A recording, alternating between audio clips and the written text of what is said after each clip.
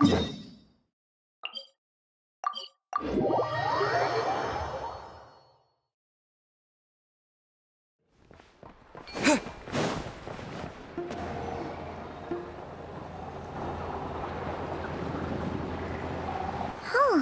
been a few days since we said bye to the others in Nasha Town.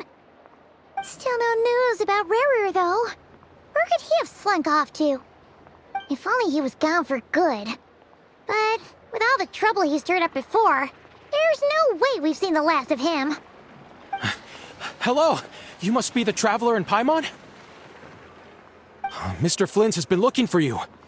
Unfortunately, there's been a serious wild hunt attack over at the quarry. He thinks it's time to regroup and figure out a plan. The wild hunt? Oh, uh-oh. We better get over there, right away! Come on, let's go!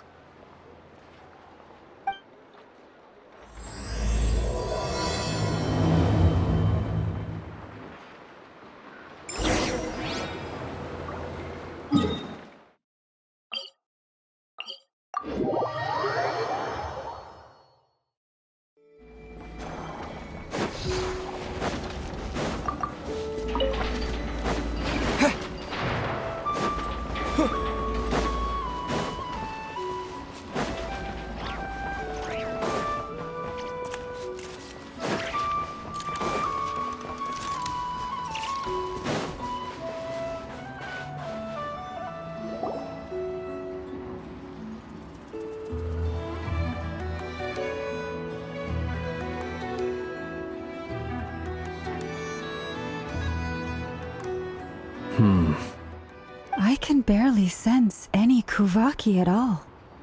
This whole area feels like a soulless husk. Looks like his appetite truly is insatiable. As if the power of that energy cannon wasn't enough. He's not seriously still getting stronger? What's his endgame here? Everyone's here already. Hey, we made it!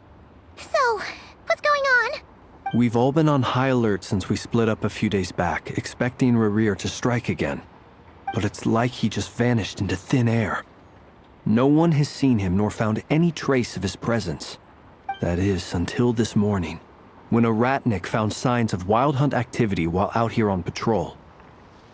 As you can see, the crystalite itself is physically intact, but the Kuvaki it contained is all but completely diminished.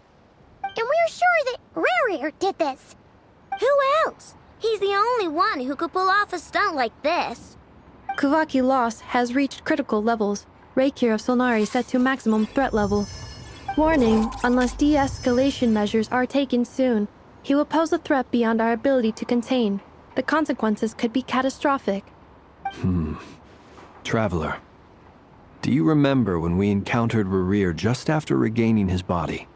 There wasn't a shred of sanity left. Nothing but madness and rage. Yeah, didn't he shout out a bunch of names?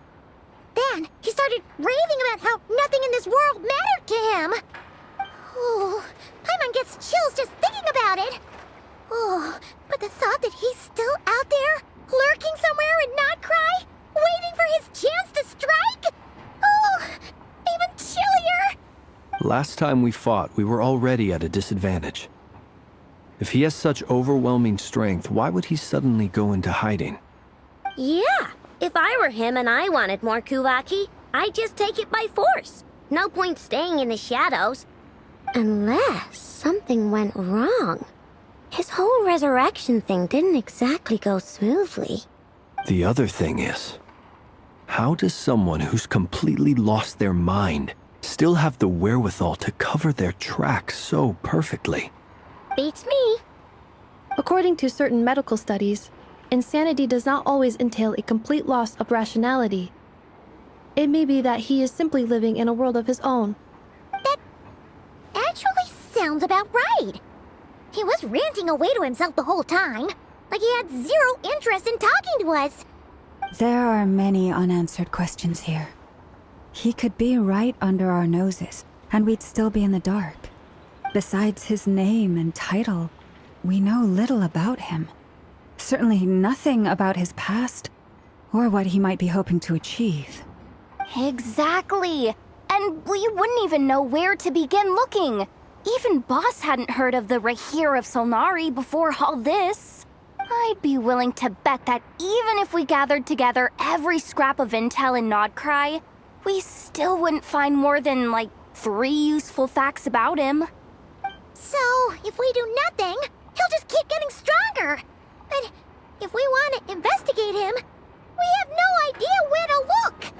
Last time we had Marionette and her big robo-buddy to help us, and we still barely held our ground. If we had to face him alone... Oh, Paimon's head hurts just thinking about it. What are we supposed to do against a threat this big? Well, I do have a little hunch about his next move. Given that he attacked the quarry, I'd say it's likely he'll target other places rich in Kuvaki. Somewhere like the Eye of Krati, or the Pillar of Embla.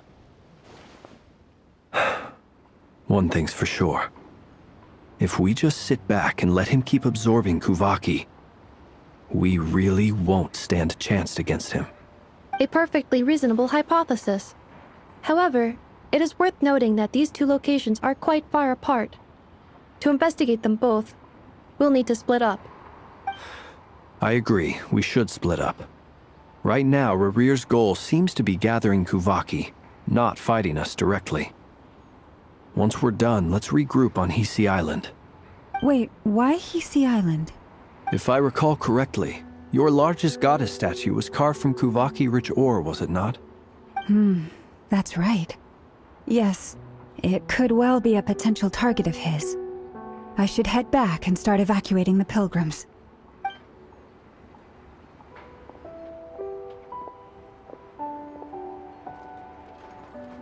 Splitting up's always gonna be risky. But I guess we don't have much choice, right? We're in a race against time here. And if we do run into Rear, what then? That's when you follow the 3rd rule of treasure hunting. Run like the wind. Didn't you say the 3rd rule was go with the flow? I don't know. Did I? Anyway, whatever. In this situation, go with the flow means go find backup. Agreed. If anyone finds so much as a trace of Rarir, do not pursue him. Get out of the area and alert the rest of us as soon as possible. We need to put safety first. All right, we'd better get moving. Come on, Anefa, let's go.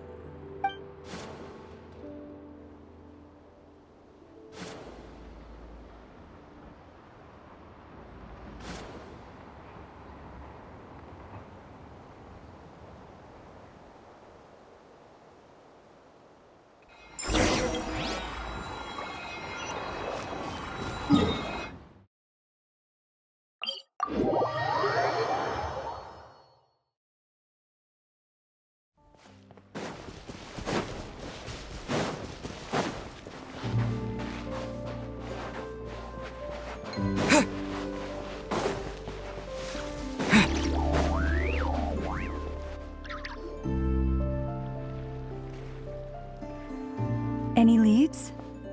Nope. Diddly squat. No clues to where he might be hiding. It's like he's a ghost. It feels like we're sitting on a powder keg that could go off at any second. Ugh, I hate this feeling. I'd rather face him head on than be left hanging like this. So, you guys didn't find anything either? Not loving the word either. How about you, Flints? I questioned a few Ratniki and eventually narrowed my investigation down to one suspicious individual. But by the time I got to his place, he was already gone. Almost as if he knew someone was on to him. Either that or he's just extremely cautious and doesn't stay in one place for long. He's been biding his time for a while now. The question is, where or what is his next target? No idea. Since regaining his body, he seems to have lost all interest in the fragment in my possession. If he did still want it, he's had plenty of chances to take it. All we can do now is hope that I know and Anefa turn up some leads. Darn it, Rerir. If you've got the guts, come face me one-on-one! Wait, he's actually here? I didn't mean it, I swear! No, it's coming from Silver Moon Hall. The Lady Kutar might be in danger. Let's get over there, quick!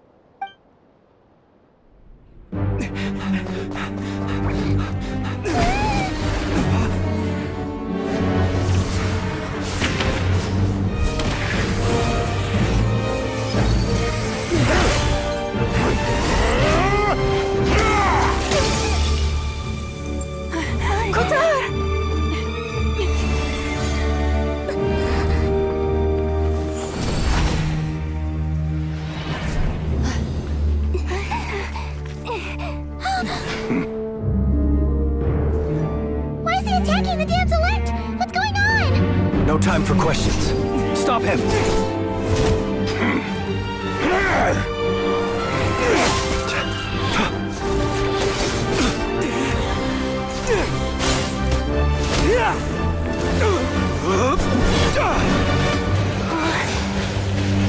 This is insane. Yehuda, get Kutar out of here! On it.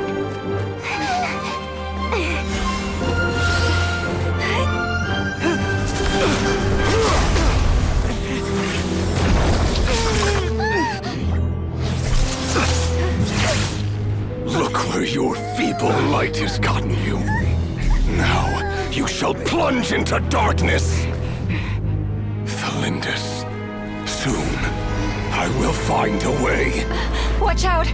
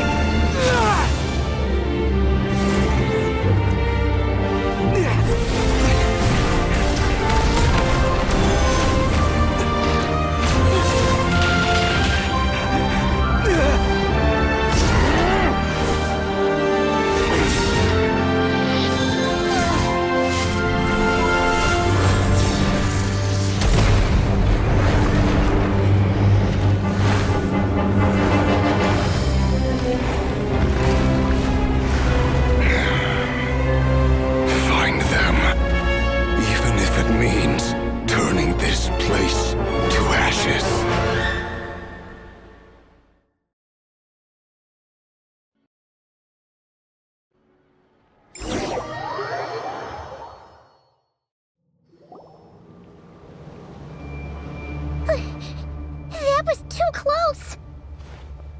We barely made it out of there alive.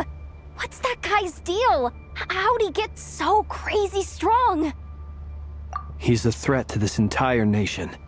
I doubt his strength could even be measured by conventional standards. I have a question. When me and Anefa showed up, we saw him chasing after this lady like he wanted her dead. What was that all about? We weren't there for the whole thing either. They were already duking it out by the time we arrived. Yeah, we didn't see how it all started. It all escalated so quickly, we had no choice but to step in. Kutar, can you shed any light on the situation? Kutar. Cross-checking database. I see. So you're the one that the Frost Moon Scions refer to as the Moon Goddess? Wait, she's the moon goddess? Oh, no wonder she looks just like all those statues. There are many reasons why people might worship the moon, and just as many why they might despise it.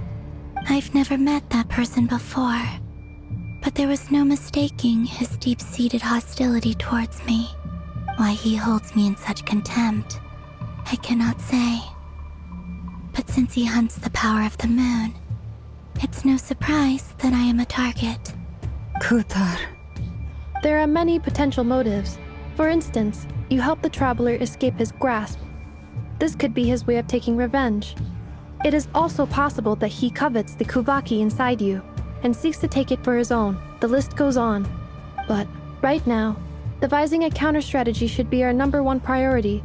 The likelihood of this location being discovered is close to 100%. A counter strategy? But we don't stand a chance against an enemy like this. Surely our only option is to run. He's not gonna chase us to the end of the world, right?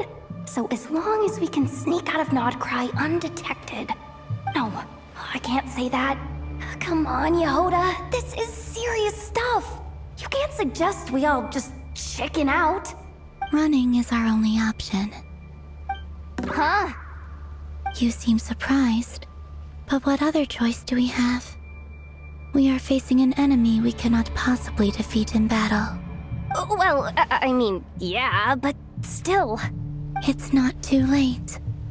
I can distract him, so you have plenty of time to make your escape.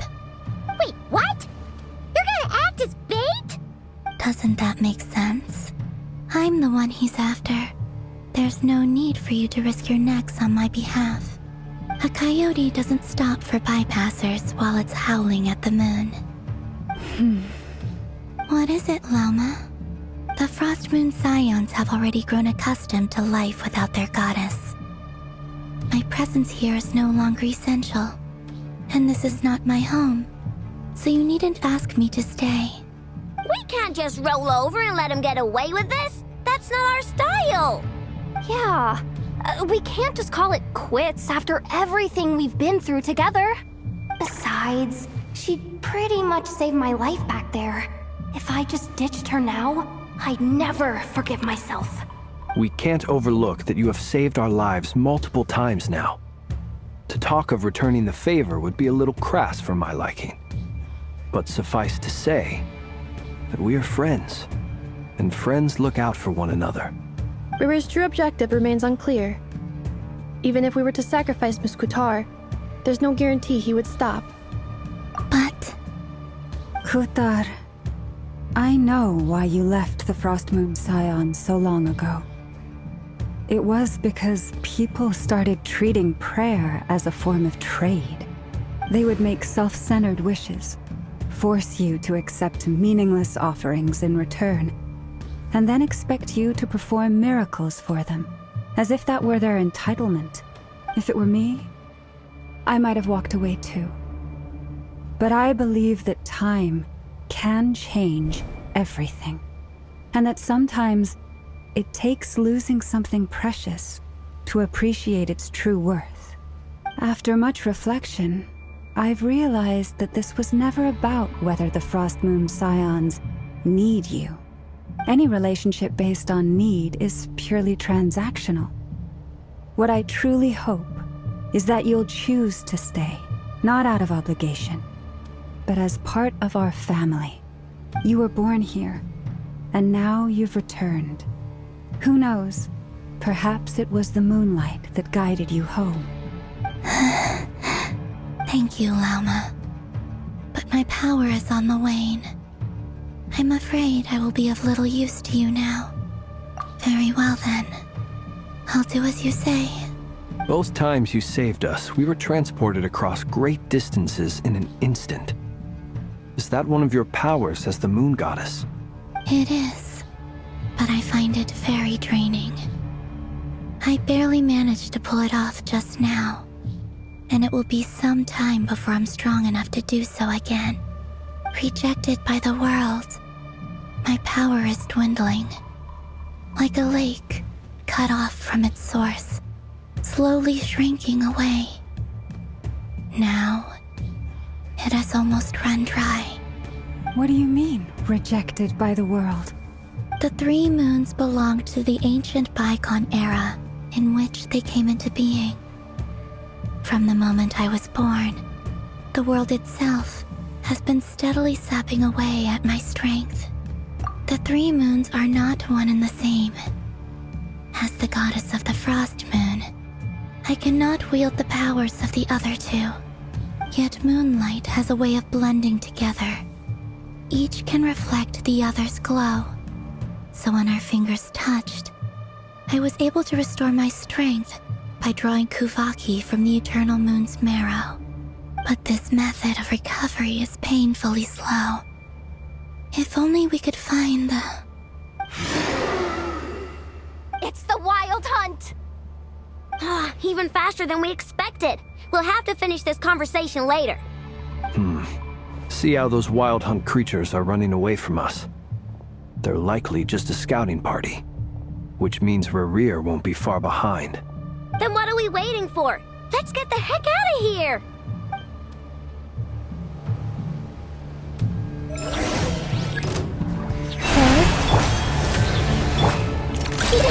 Go claw!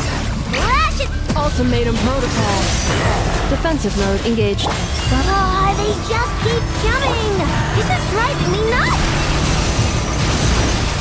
Rerir's closing in on us. We need to pick up the pace. There's too many of them! And this time, we can't fall back onto Dark House to escape! If this goes on much longer... The night comes. Look! The rainbow! She wants... Preparing for dust up. With one heart, we pray. What? Close your eyes.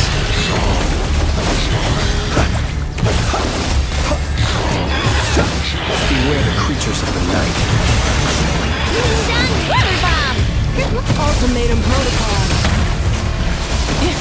By the frost moon above, leave this. Observe.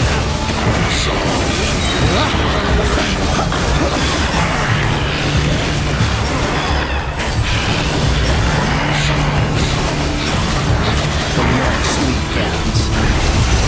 Look! The rainbow! Annihilation mode. Insulation chamber deployed. Forest, protect us for the everlasting. Close your eyes. Night falls. Observe. Fear the dark.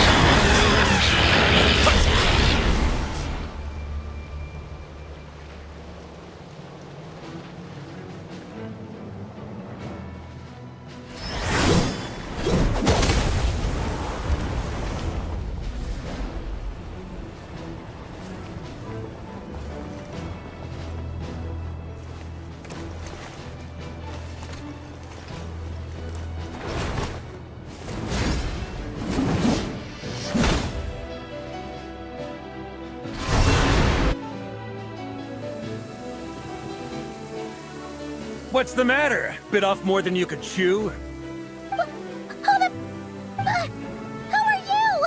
Uncle Varka! You're back from Amsvartnir? Whoa! You're Varka? Grand Master of the Knights of Favonius? We could save the intros for later. Right now, let's get you all out of this hellhole. Follow me. I know somewhere you'll be safe. Oh, is that where I think it is? That's the one. Come on, move! There's no time to waste.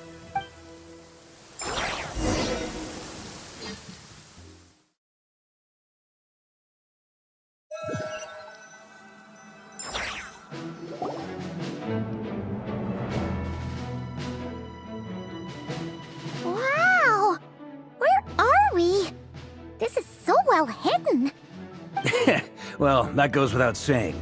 This is the Knights of Favonius' meeting place in Nodcry, and a contact hub for the Northern Intelligence Network, aka the Black Market of Intel.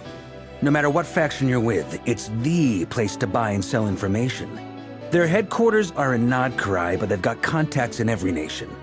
As an expeditionary force on foreign soil, working with them has offered us the most effective way of getting our hands on reliable local intel. This is where we meet, so naturally, it's secure. Anyway, where were we? Folks from Nodcry should be pretty familiar with me by now. But I believe this is the first time we've met. Allow me to introduce myself. I am Varka, Knight of Boreas, and Grand Master of the Knights of Favonius. We've heard all about you. This meeting's been a long time coming. You look way younger than Paimon expected. But you definitely have that Grand Master vibe. Well, I'm no spring chicken. Just not showing my age yet. Definitely feeling some of that back pain today, though.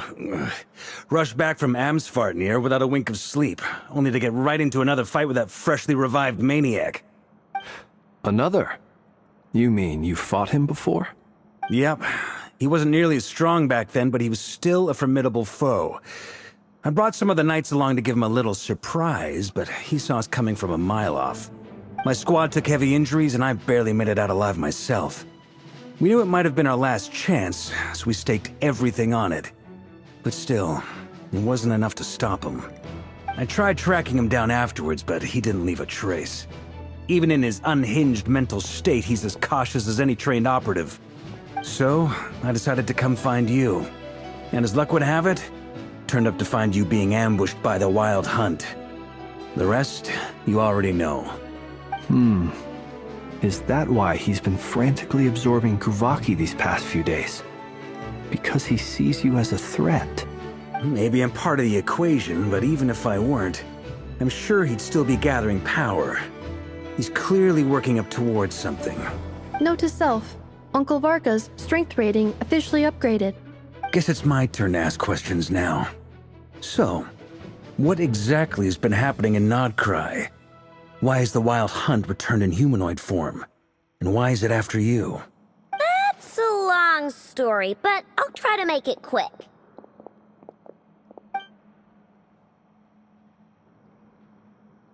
Wow, I had no idea so much had happened. Sounds like you guys have really been through it. So, the Kutar is actually a Fatui Harbinger. And all this Wild Hunt activity in Nodcry is the work of the Raker of Solnari, one of the 5 sinners. Oh, that's a lot to take in. Need some time to wrap my head around it all. I'm truly sorry, Mr. Varka. You stood with us against the Wild Hunt, and did everything you could to stop it from escalating into a full-blown catastrophe. And then, the one time you're away, it all comes to a head and all your hard work gets undone. You've got nothing to apologize for, Miss Moonchanter. You can plan 100 steps ahead and still slip up. That's just life. No one knows what tomorrow holds. You can't predict which way the wind will blow next. And, to be perfectly honest, I can't say I'm surprised. For all the times we've defeated the Wild Hunt in the past, we've never been able to completely wipe it out. Turns out, we were just delaying the inevitable. But now that a new variable has come into play, fate may well take a different course. A new variable? You mean us? Who else? And in a strange way, I think his resurgence might not be an entirely bad thing. The Wild Hunt is like an unrelenting force of nature, but Rerir is an individual with an agenda. He's gotta have a weak spot somewhere.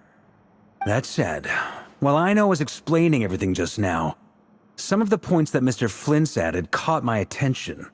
You mean about our mystery ally? That's right. From what you've said, not only did they lead you straight to some key files, they also shielded Hisi Island from a lethal Kuvaki blast. I don't know who or what could pull something like that off. Heck, even Miss Columbina doesn't have a clue. I hadn't heard the story about those files. Would you mind repeating their titles for me?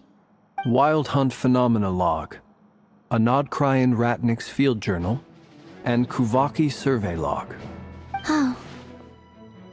No. Still doesn't ring a bell. Another dead end. Guess all we can do now is hope that our mystery ally keeps showing up when we most need them. Still, it's safest to assume they won't be intervening again. From here on out, we'll have to resolve this crisis by ourselves. Your intel also explains something else I've been wondering about. The reason I led my team to Amsfartnir was because we'd had reports about a possible source of the Wild Hunt showing up there. But once we looked into it, it turned out to be a red herring. I don't know who was behind it, but clearly, it served its purpose. I doubt it's by chance that he happened to make his comeback while my attention was diverted. And from everything you told me, it sounds like his scheming began well before his return. So maybe luring me away was all a part of his plan. But is it even possible that he orchestrated all of this by himself? The Moon Maiden and the Raker of Solnari, Nodcry of all places. The way everything is unfolding, it can't be a coincidence. So, what do we do now? Got any ideas? Right now, we've got at least 3 things to consider. Let's go through them one by one. First, we need to figure out how to take down Rerir. If we can't beat him in a straight-up fight, the rest won't even matter. To my knowledge, the bulk of Nodcry's fighting force is already gathered here.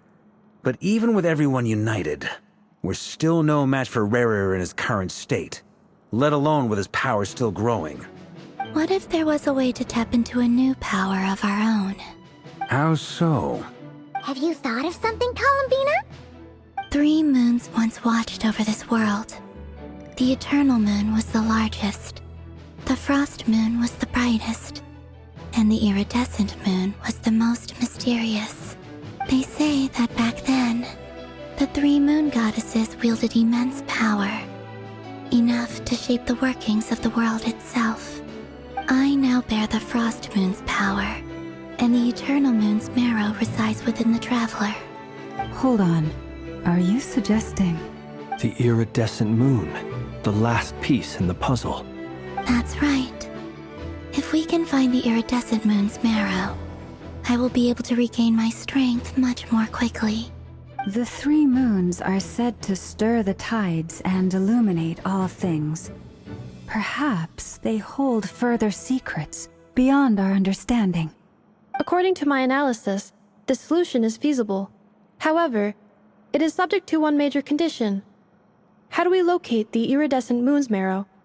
I know a way, but we will need to visit the Fatui's Experimental Design Bureau. The Experimental Design Bureau?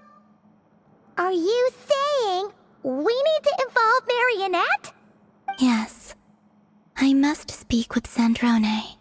It's a long way from here to the Experimental Design Bureau. There's a high chance you'll be spotted. You shouldn't go alone. Then that's settled. Next up, our second priority. Somehow, we need to figure out Rerir's end goal. As you saw for yourselves, when he was still in his wild hunt form, everything he did was for the sake of recovering his body and resurrecting himself. His first act since then, after laying low for a while, was to try and assassinate this young lady. People's obsessions often reveal their greatest vulnerabilities. There must be a reason why he despises the moon so deeply. Perhaps it sheds some light on his title, the Raker of Solnari. The Wild Hunt has plagued Nodcry for centuries now. If we want to stop it for good, we have to get to the root cause of what's driving it. It's true. We still know very little about him. If Kuthar hadn't given us that lead, we wouldn't even know his name. But where would we even start? I doubt even the Intel Queen of Nodcry has a clue, and she has info coming out of her ears. Oh? That's a rather hasty conclusion for someone who's so painstakingly meticulous when it comes to dealing with machines. Ah, she heard me.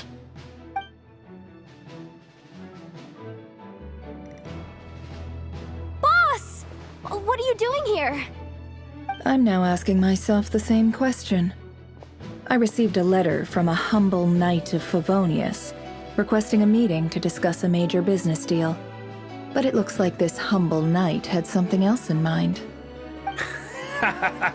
Details. Miss Sneffer, the important thing is that you've arrived at the perfect time. Since his failed ambush, I've been racking my brains trying to come up with a plan to fight Rerir. Given the severity of the situation, I think it's fair to say that our only chance lies in uniting as one. And I'm talking all the factions in Nodcry. We can't do this without the Curatorium. But I knew it'd be a tough job to win you over. So, I took the liberty of reaching out for a little chat.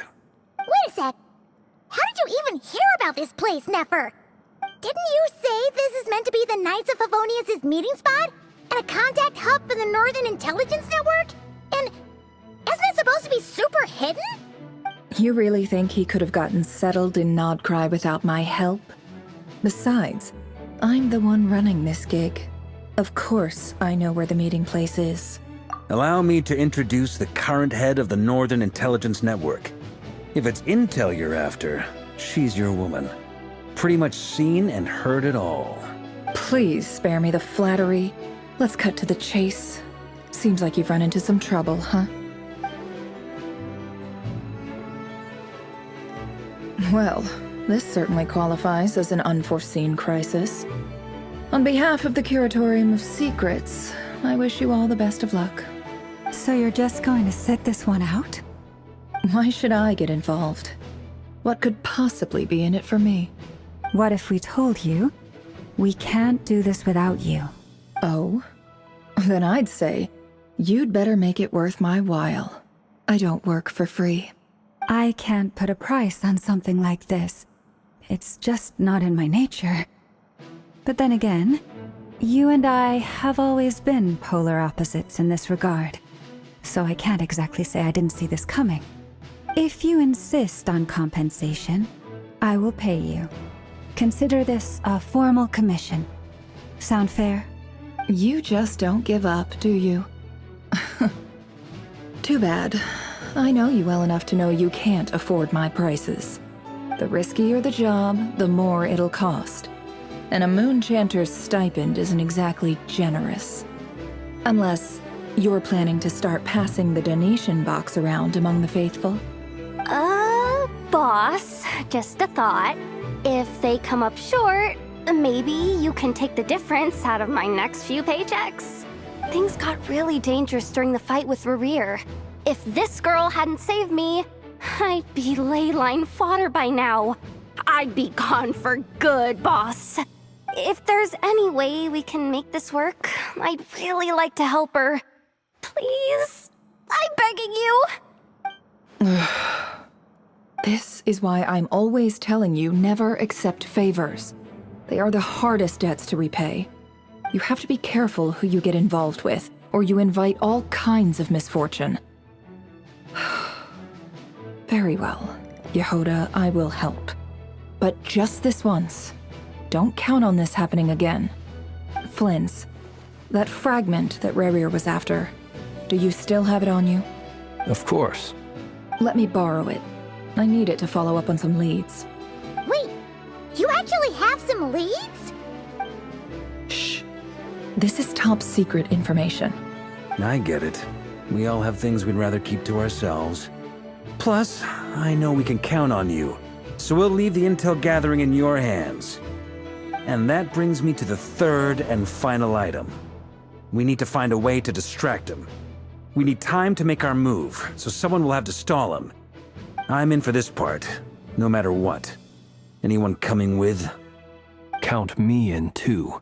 Come off it, you two. Quit playing heroes. I'm way ahead of you here. Inefa did a scan of the Moon Goddess's Kuvaki signature, and we're gonna use it to make some decoys over at the Kramkake craft shop. Anyone who's in, follow me. Once they're ready, we'll deploy the decoys across Nogcry. So as long as the rest of you keep moving, he won't catch on to your scent and won't be able to track you down. I like it. Genius idea. No biggie. All right then, we'll split into 3 teams. Once your team has finished their mission, return here and wait for the others. Dismissed!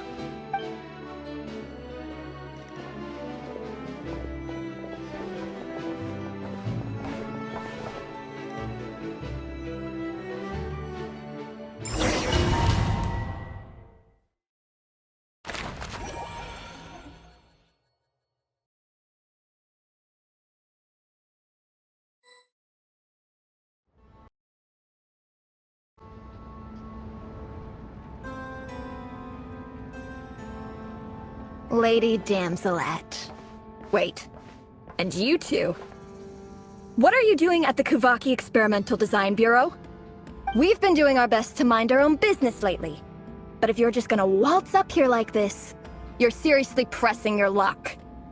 Don't blame us for doing what we have to. Huh. You really think that's gonna scare us off? We're not looking for any trouble. I just want to see Zandrone. Do I need to remind you that you're still a wanted fugitive for deserting us? Out of consideration for our former ties and the crisis we're all up against, we'll let you leave in one piece. But don't even think about trying to get inside. Let them in. That? No, my lady. Sandrone seems to be in a good mood. Must be maintenance day.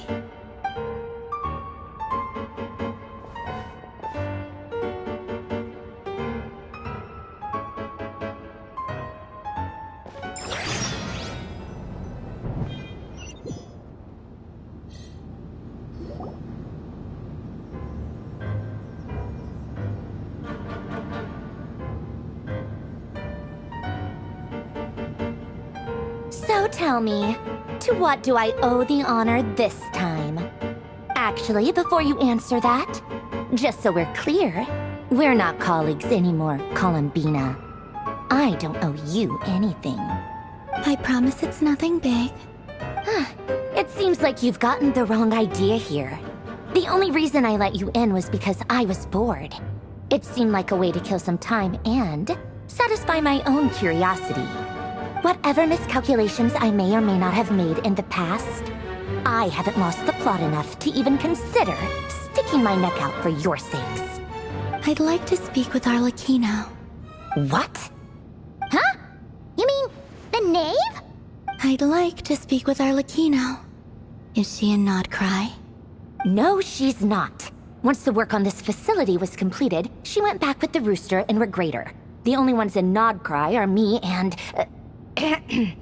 What is it you need to speak to her about anyway? Rerir is hunting me.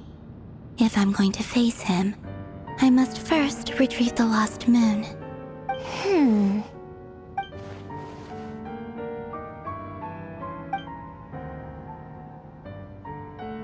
Is that a no, then? As if I need reminding. I was this close to settling things with him before someone decided to whisk me away to their weird little garden. Have you held any tea parties lately? Tea parties? Yeah, obviously. You don't seriously think we'd pack it all in just because you aren't here. If anything, they've been more eventful than ever. Just me, Arlecchino, and a bunch of insolent, insensitive guests who won't stop asking where you've gone. Oh, they've been a real joy. I bet you served them the worst tea you have. Just like you used to do to me when I upset you. Who cares about how good the tea is when there's no one around to drink it? I keep losing people. First Rosaline, now you. I'm running out of people who can make me laugh. Honestly, what could be more ridiculous than the multi-centenarian goddess, who's only ever had the plain herbal tea she received as offerings? You'd always brew a different type of tea for me each time. Was it really just to see how I'd react?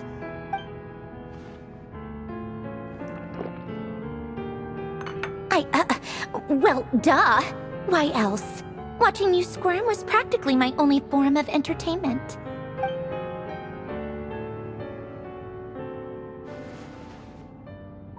Oh, yeah. And Capitano sometimes used to bring Tartaglia around, too. But I guess we won't be seeing him again. Well, I guess we are overdue for a get-together. Polonia! Have Febronia pass a message to Arlecchino for me. It's time for tea. Will suffice. Pass along a message for me, too, if you would. My body cannot contain the marrow of 2 moons, so I'll be leaving one of them in her care. Excuse me? Who said you were on the guest list? If my tea meant that much to you, maybe quitting the Fatui wasn't your brightest move. Back when you were under the Tsaritsa's protection, no one would have dared come at you so openly. But that protection didn't come for free. In fact, I paid dearly for it. At the end of the day, it was just another transaction. I just got tired, that's all. I never wanted any part in their grand ambitions, and I've had enough of being treated like a bottomless supply of power. It brings back memories from the old days, when I was still worshipped as the moon goddess. Centuries on, it may be a different group of people, but I see the same greed in their eyes. I figured you'd leave eventually. You didn't have as much of a reason to stay as I do. The Tsaritsa gave you shelter and protection, but that was it. Nothing more, nothing less. Meanwhile, the Fatui demanded everything from you in return, until it was more than you could bear. I get why you left. And frankly, I have no interest in dragging you back just because the higher-ups told me to. But if you keep hanging around with this riffraff, the next time we cross paths, we might be enemies for real.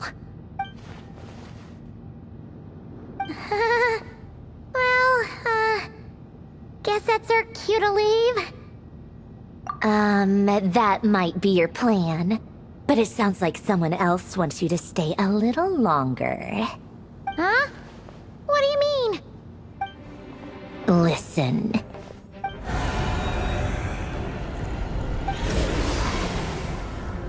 My lady, it's the Wild Hunt. A horde of monsters is headed straight for the facility. Another uninvited guest trying to crash my tea party. Clear the area. I'll handle this. Wait, what? You want us to leave you here by yourself? Huh. You'll be lucky to make it out of this alive. You really think you can afford to worry about me? Go on, get out of here. You may have stopped Polonia from crushing him last time, but I've made sure that won't happen again. The entire Experimental Design Bureau is rigged for war. Stay and watch if you want, but it'll be at your own risk. You're not flagged as friendlies in the weapons system. Don't tell me what to do! Look, if you're leaving, make it quick, or you'll just get in my way. There's a secret passage on the second floor. It'll take you right to the plains out back. Stare all you want, Columbina. You're not getting another invitation to my tea party. I know. But thank you anyway, Sandrone. This is exactly why you shouldn't hang around with those people. All their melodrama and sentimental nonsense is rubbing off on you.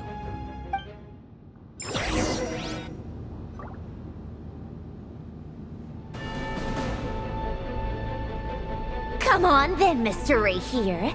Let's pick up where we left off. It's your Wild Hunt monstrosities versus my beautiful creations. Let's see who comes out on top.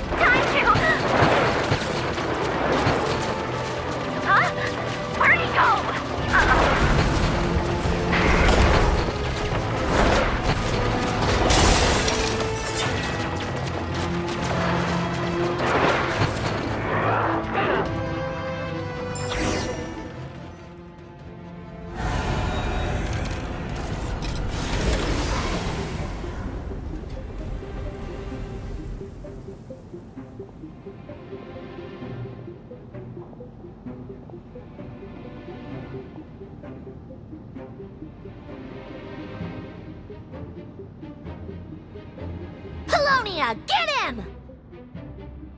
I've upgraded Polonia again since our last encounter, and uploaded every last scrap of your data. So let's finish this, once and for... She's not here. Where did she go? Hey, over here, you big... Curse it. Moon. Go. Keep searching. She cannot have gotten far.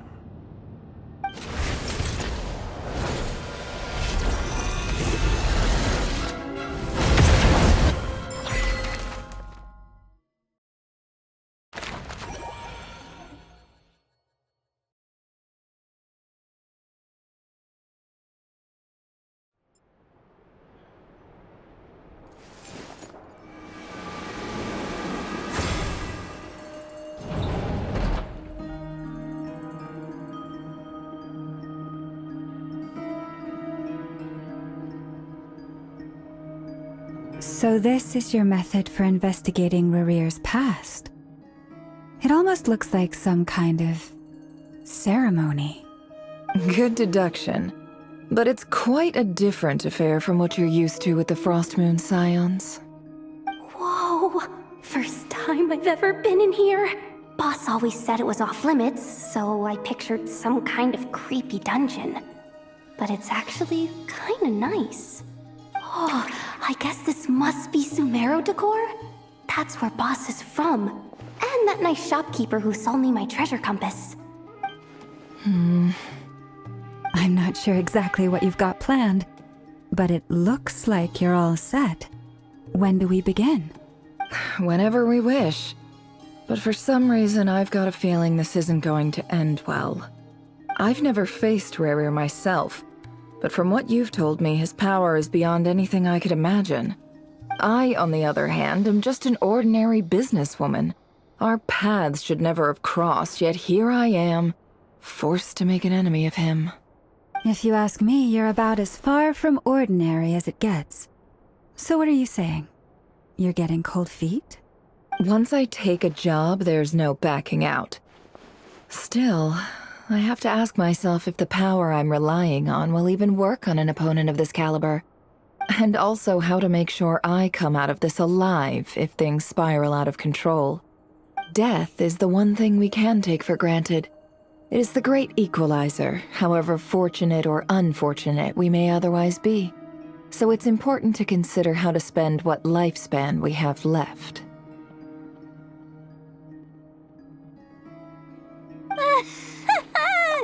Come on, boss. Lighten up. Quit talking about death. It's bad luck. For once, I agree with you.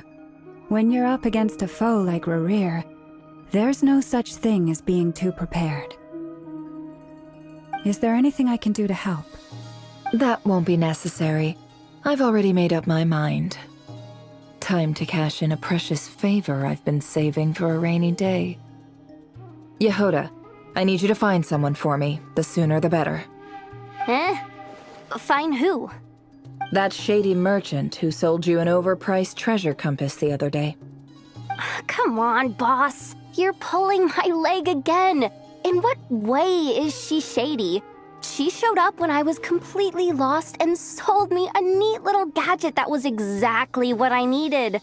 Trust me, she's a good person. Anyway, I know who you're talking about. Don't go anywhere. I'll be right back. Quit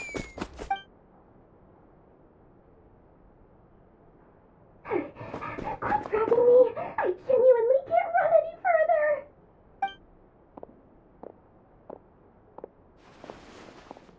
Hey, aren't you? What is it? What's the big rush? You dragged me out of a dream where I was literally swimming in Mora. I'm charging double my usual attendance fee.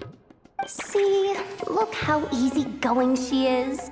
After that rude awakening, she could have completely snapped at us. But instead, she kept it together and just asked for an extra fee. Dori Sangama Bay? I never would have pictured you two doing business together.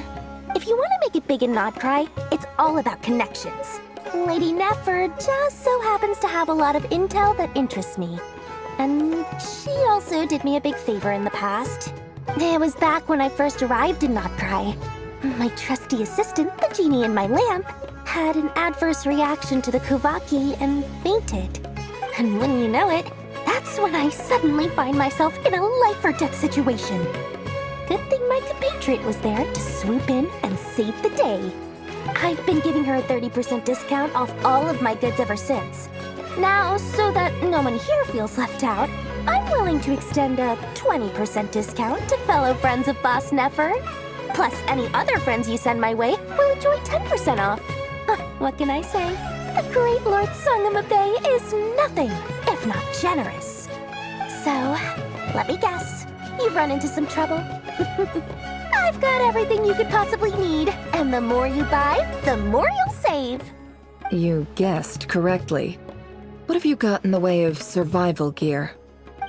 The one type of gear I've never been short on.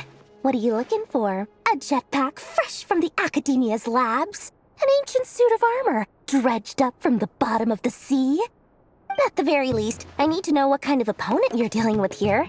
If even you're worried about staying alive, it must be pretty serious. What if I told you it's someone with the power to bring a nation to its knees? Is that so? Then we really are talking top-shelf treasures. I don't have anything like that in stock right now. I'll have to ask my supplier. Your supplier? A powerful woman, make no mistake. I can't reveal her identity, but luckily for you, I hear she's planning to visit Nodcry in the near future. If you're willing to wait, I can ask her when she's here. Can't say exactly how long that'll be, though. Then, let me put it another way. What would you do if you encountered an enemy like that? Roll over and serve yourself up on a silver platter? Of course not! I have a handy little trinket from one of my generous suppliers, which... Hold on. What exactly are you getting at? No, no! This is for my personal use only! Let's just say I'm borrowing it, all right? Just for insurance purposes. You'll get it back later. Favors are the worst kind of debt to owe, and now you've got a chance to repay one. A win-win situation, don't you think? Fine. You can borrow it for 5 days. No, make that 3. And for every extra hour after that, I'm charging you 1,000,000 mora. Deal? Deal.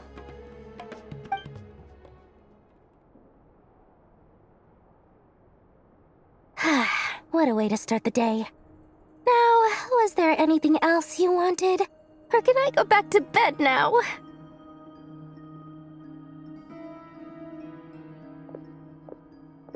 That will be all. Take care now.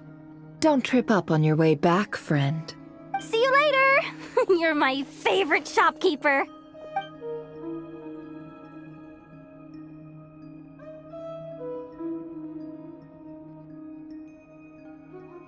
Excellent. Everything is well and truly ready. The ceremony can now begin. After initiating the ceremony, your minds will follow me wherever I go. You will see many strange things in your mind's eye. So remember, don't be frightened, and don't make a sound. Now then, let us peer into the Raker of Solnari's past.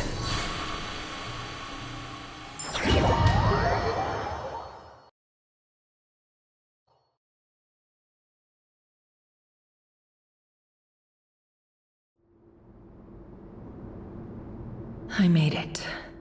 I don't recognize this style of architecture. Must be Conrian.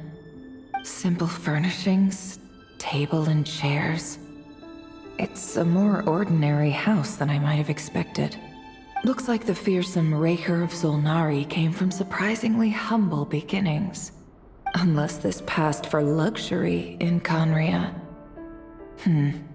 Unlikely. It was said to be a very prosperous nation in its heyday. Anyway, I'll keep exploring.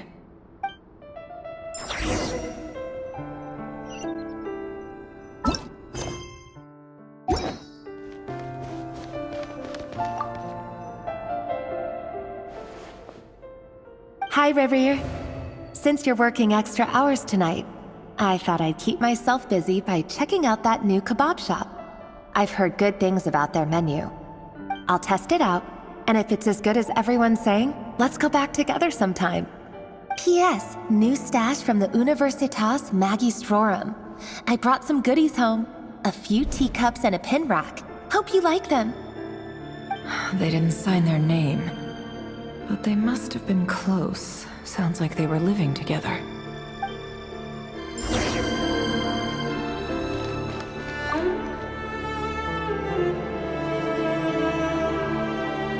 I went over to Joseph's for drinks today.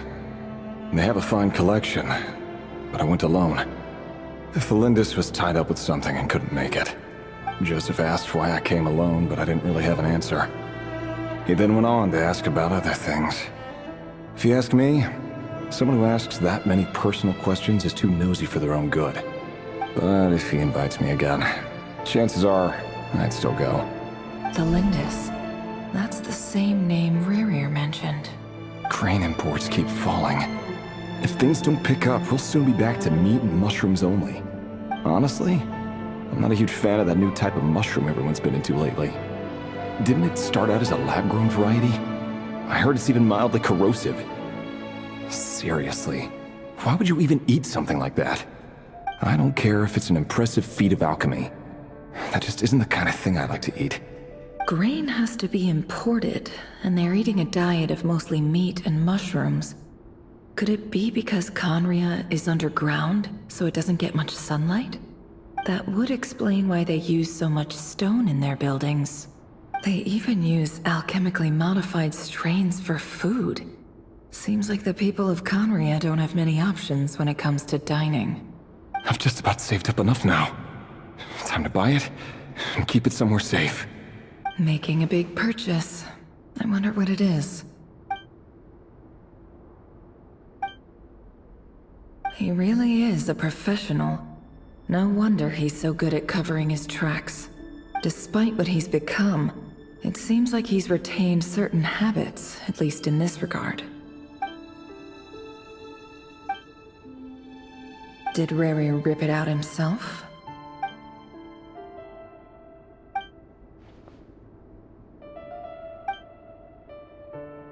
Before I met you, I was convinced that my heart was nothing more than a stagnant pool. The burial place of a fallen moon. A withered, windless grove where the waters rested forever unrippled. It was you who helped me see that my heart hadn't entirely withered away. That it could still beat to the rhythm of love. This is just trivial sentimentality from the looks of it. Why would he go to the trouble of hiding that? The burial place of a fallen moon.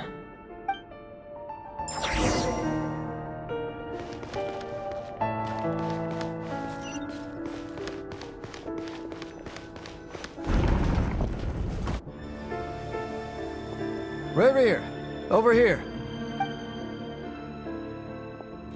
Dane! Oh, and, Vedelson here? What a surprise to see you here, sir. Hello there, Revere. You need not address me so formally outside of court. He doesn't get that much free time, so I invited him over for a drink.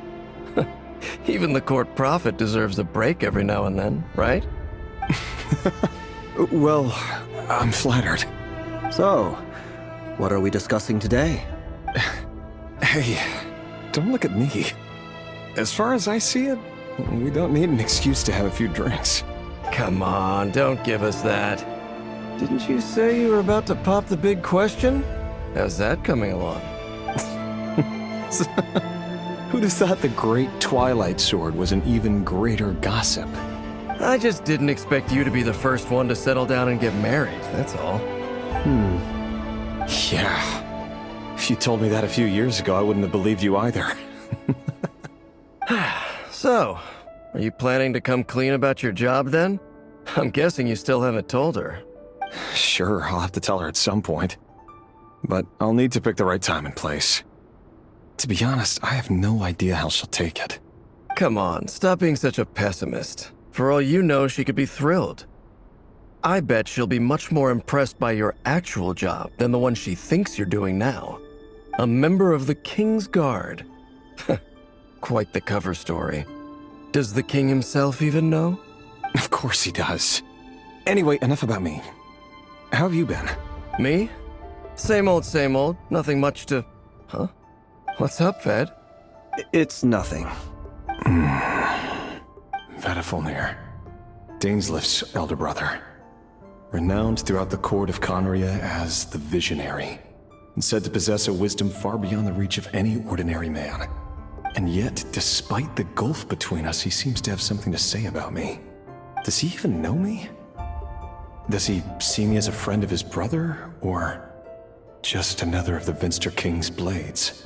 Why did he react so strongly? Was it really to do with what we were talking about? Brown, curly hair and brooding blue eyes. So this is what Rerir looked like back in the day. Perfectly normal. No different from anyone else. As frightening as this monster is in the present, there's something even more unsettling about seeing the human he used to be.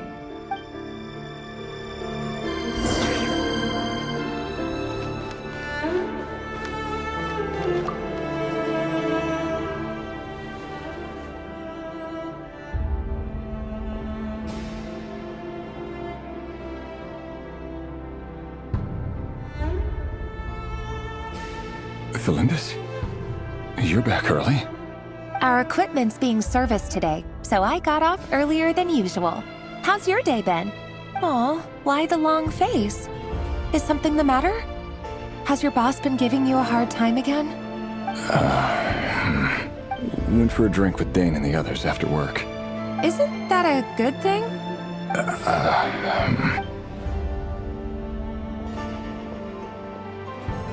Vedifulnir showed up today, too.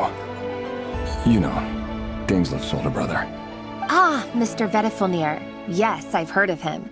They say that everything he says ends up coming true. He overheard Dainslif mention that I'd recently proposed, and seemed to have an issue with it. But when I asked what it was, he kept it to himself. So, you're worried? You could be such a child sometimes, Revier. We're nobodies. Why would the Visionary be concerned about us? I'm sure someone in his position has much bigger fish to fry. Maybe you're right. You worry too much, Revier. We've been together for ages now, and everything's been going so well, has it not? You've even proposed to me. So, you do remember. Tell me then. What's your answer? Like I said, I need some time to decide. You can't just rush into things like this. We may be nobodies in the grand scheme of things, but if we want things to work out, we've still got to plan ahead. All right. Take your time. Just don't keep me waiting forever. Nobodies. Sounds about right. In the eyes of people like Vedifulnir and Dainslif, what do we matter? Can someone whose gaze is so fixed on a far-flung future even see the present clearly? Besides, the dynasty's fate rests with the king and his inner circle. Whatever I do, it won't make much difference. Meanwhile, every idea they come up with and every decision they make, it affects everything. These days, the king is lost in his research, and the purge of the Crimson Moon bloodline grows ever more intense. The opposition tried to speak out, but nothing came of it. And I'm under no illusions as to why. Because we eliminated them and got rid of their bodies. A man can have 1,000 reasons to carry a sword, but there are few good excuses to use it. Yet the king has never even considered a gentler approach, and he never will. What becomes of someone who kills on another's behalf? Can he ever find true peace?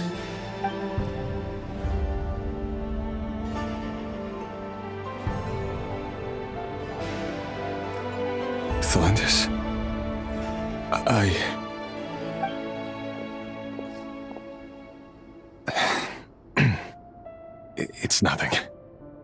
You were right. Fate has never smiled upon nobodies like us. But by the same token, it's unlikely to bear a grudge against us either. There's no reason we can't keep living happily together, cherishing the simple joys of each day as they come. See? You just need to stay positive, Revere. I can feel your warmth, your breath. You're right there, right by my side. Just seeing you makes me happy in a way I can't explain, and that's something that no one could ever take away from me. So smile, my love. Let go of that frown. You're right, Thelindis. I've just been overthinking things. That's better. Getting caught up about things like this will only ruin our evening. Speaking of which, all set for the ball tonight? I need to go get ready. You go ahead. I just have a few things to take care of, then I'll come join you. Even busier than the big shots, huh? Fine, I'll go get started. But don't be late. If you keep me waiting too long, I won't be a happy bunny. Relax. I'll be there. Seriously, though, you drive a hard bargain. You're really gonna leave my proposal hanging and still expect me to take you to the ball? Well, that goes without saying. I already told everyone I'd be coming with a dance partner. Besides, they're two completely different things. Let's take it one thing at a time, all right? All right. White outfit it is. It seems like Rerir was deliberately hiding his ties to the intelligence services by giving the impression that he was just an ordinary member of the Vinster King's Guard. He clearly doesn't want his would-be fiancée to know about his other life. Then again, that's hardly surprising. People in the intelligence trade rarely do. Who'd have thought we were in the same line of work? Let's dig a little deeper.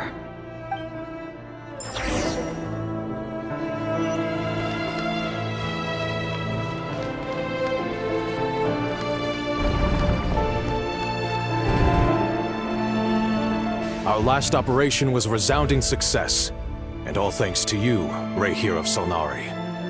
In total, we apprehended 32 dregs of the Crimson Moon, and 67 accomplices. After all these years since the dynasty's fall, so many of them still linger on. Indeed, it cannot be denied. Yet it was destiny that the Crimson Moon should be overcome by the eclipse, and that His Majesty, the all-seeing Vinster King, now guides our nation on the path to prosperity. Khaenri'ah has no further need for a dead moon. But alas, there will always be those who refuse to see the truth, choosing instead to romanticize the past. That's not entirely true. Much about the Crimson Moon era was worthy of remembrance. And that's exactly why they keep trying to see it restored. Many of its secrets remain unsolved to this day. As it happens, that's precisely the field of study my partner is devoted to. You still haven't told her what you really do for a living. Where would I even start? How do you tell someone that you're one of the king's hand-picked executioners? That your hands are steeped in blood? You didn't choose this life, any more than I did. Orphans like us don't get a say. But I'll sure as heck be the one to pay for it. Speaking of which, we need to be more rigorous in the way we identify direct descendants of the Crimson Moon. Someone, it seems, has strong opinions about my future plans. Most likely my marriage in particular. I have a feeling that we may soon become targets of the Crimson Moon's retribution. Your concerns are not unfounded. They've taken out many of our colleagues these past few years, and for that very reason. These are no helpless lambs we're leading to the slaughter. They're wolves in sheep's clothing. Take care, Rehir of Solnari. I look forward to toasting you at your wedding. Thanks, Thorkel. You look after yourself, too.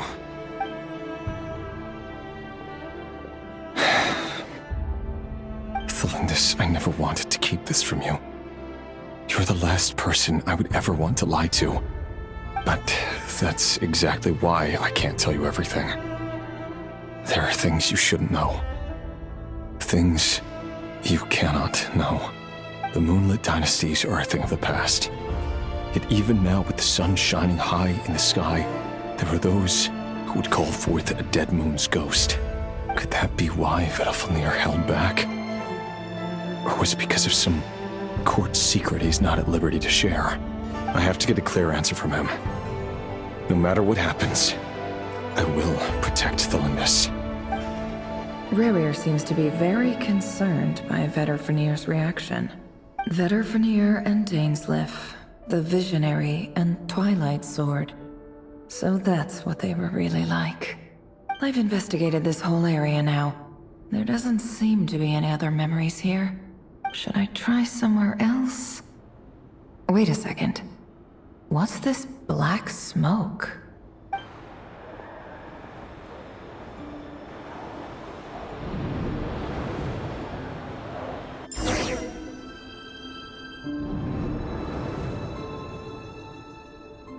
So, he's late after all.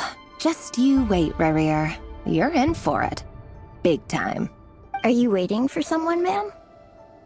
Could I tempt you into buying some flowers? Oh, sure. Pick me out a pretty bunch if you would. Thank you. But I'm afraid none of them are as pretty as you. For someone so young, you sure have a way with words, don't you? I'm only telling the truth. Look me in the eyes. You'll see I'm not lying. You're... May we have a word in private? Who are you? And what do you want? It doesn't matter who I am. Too many of our kind have fallen lately, so I decided to take the risk of reaching out. Not long ago, the Ray here of Solnari led an assault on one of our strongholds. We suffered many casualties, and many who came to our aid lost their lives as well. Sorry, I don't know why you're telling me this. And I don't want to get involved. Wait, hear me out. This time we finally got a clear look at his face and learned his true identity. His name is Rerir, and he claims to be one of the King's guards. What did you say? A cruel irony, isn't it? The man you're set to marry leads a double life as a brutal executioner. But surely, you must have caught a whiff of the blood on his hands. Why are you telling me all of this now? Simple. It's because... How strange. Rerir was nowhere to be seen in that memory. It clearly belonged to the Lindis. Rerir couldn't possibly know what happened if he wasn't even there. Why would her memories appear in his fragment? The ceremony won't last much longer. I think it's time to call it a day.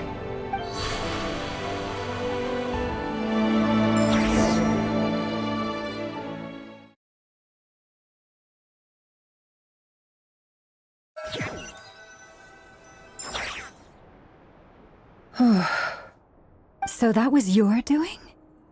Did you just pull us inside Rerir's fragment to spy directly on his memories? Any more questions, and I'll have to start charging. I had no idea you could do that, boss! Seriously, that was amazing! We're not worthy. We're not worthy! I gotta admit, though, I'm itching to see what happens next. Feels like we barely scratched the surface. I'm just as curious as you are, but the ceremony only allows for limited time inside. That's all we can see for now. Luckily, we managed to learn quite a lot. So far, so good.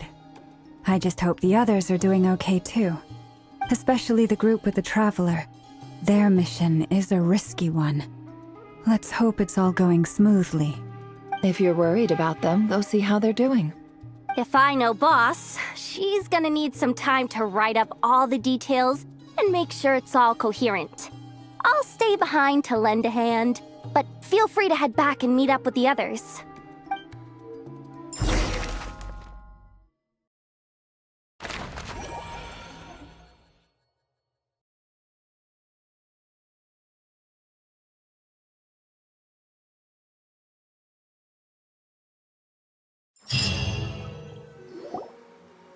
Oh, they've been prowling around for nearly 2 days now. These things just won't quit. Oh, they might not have seen us yet, but them constantly sweeping the area, our way out is completely blocked. Oh, that's never gonna work. One little slip up and it's game over. If they spot us, they'll run straight back to Rerir, And once he knows we're here, it won't be long before he's breathing down our necks again. Oh, guess you're right. All right, time to zip it.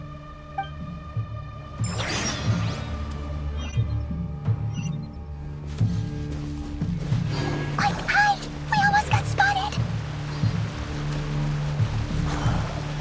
Phew, that was a close call.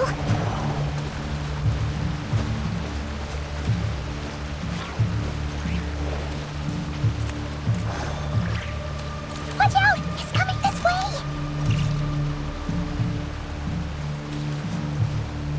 Keep going. We're nearly there. This is the final hurdle.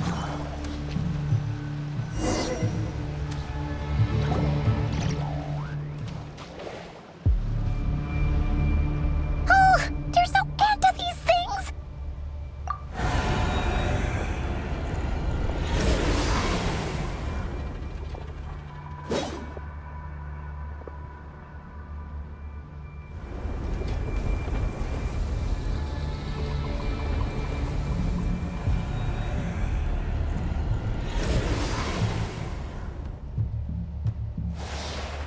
Fire.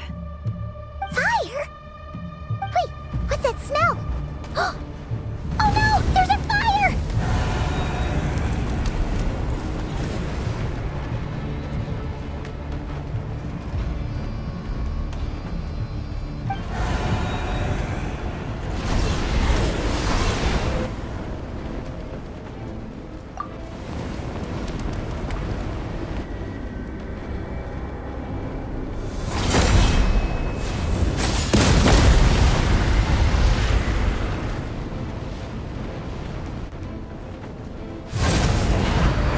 Sandrone was right. You look weak, Columbina. The old you would never have let such lowly creatures bar your way. Word has it that you did something for the Tsaritsa, and that's why you've lost most of your power. Freedom comes at a heavy price, doesn't it? It's Arlecchino! You came! Hello again, Columbina. And greetings, guests of the House of the Hearth. It's been a while, Arlecchino.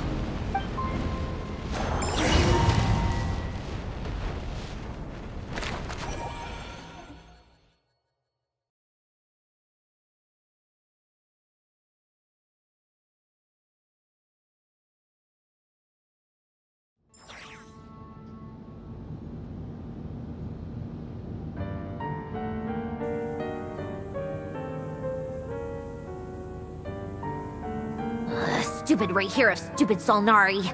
Ugh, whatever. I've got all the data I need. Next time we meet, you're finished. He sure doesn't pull his punches.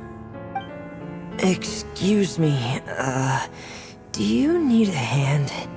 You can do me a favor by staying out of my way. Can't you see I'm busy? Wait a minute. I recognize that voice. Hello, Miss Sandrone. Father sent us over to help. How considerate of her. Hey, Fremine, get over here and help me fix this. Lenny, you do your thing. Just keep your sister away from my machines. Nearly every machine that Catgirl touches ends up going haywire. Go put her on cleaning duty or something.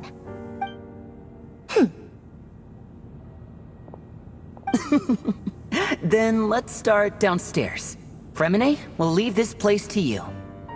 You've got it. Wait a second. Pretty sure there's still some tea in the cupboard. If you want some, you'll have to make it yourselves.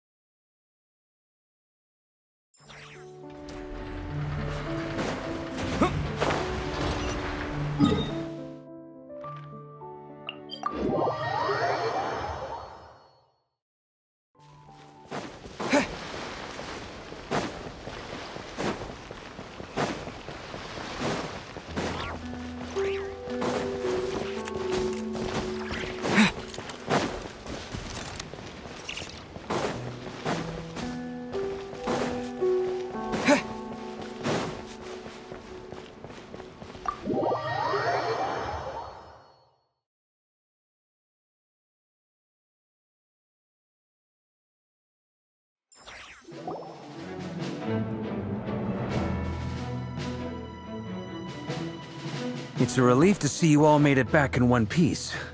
Huh? Feels like there's quite a few people missing. Where's Flint's and the others? And what about Nefer? I returned ahead of them. Flint is helping Ino and Anefa to set up the decoys and buy us some time. As for Miss Nefer... Boss is still wrapping things up on her end. She sent us back to fill you all in on the top secret intel we've been gathering. I see. Then let's get right into it.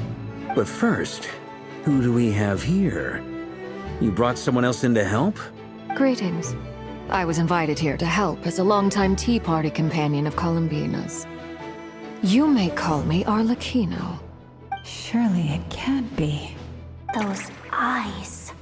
Oh, where have I seen them before? Wait, of course. In those memories we just saw. The only Arlecchino I know is the fourth of the Fatui Harbingers.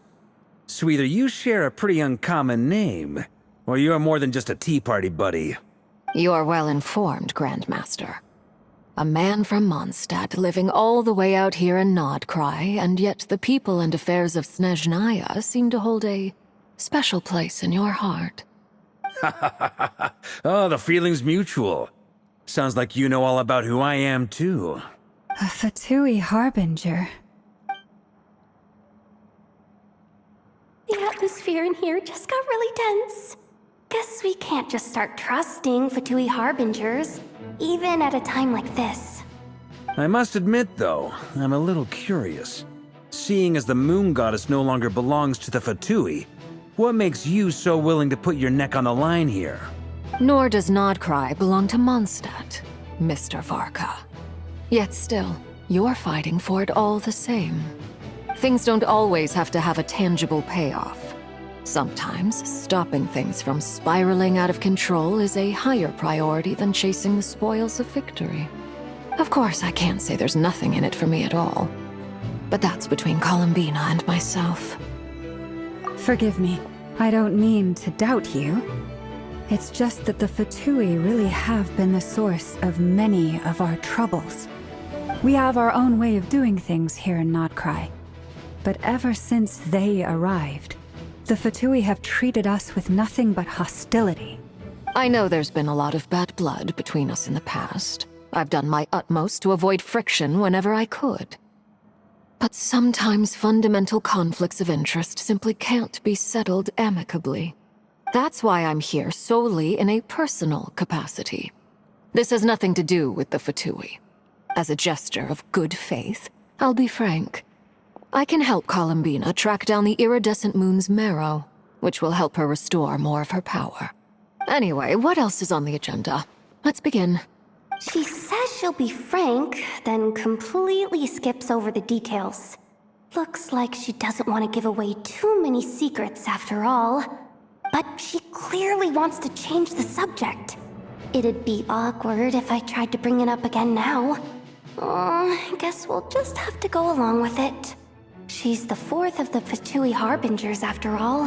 One look and you can tell she's not someone you'd want to mess with.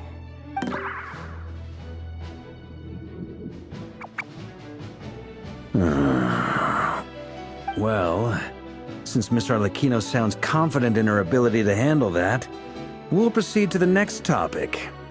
Yehoda, time to share that top secret intel. All right, listen up everyone.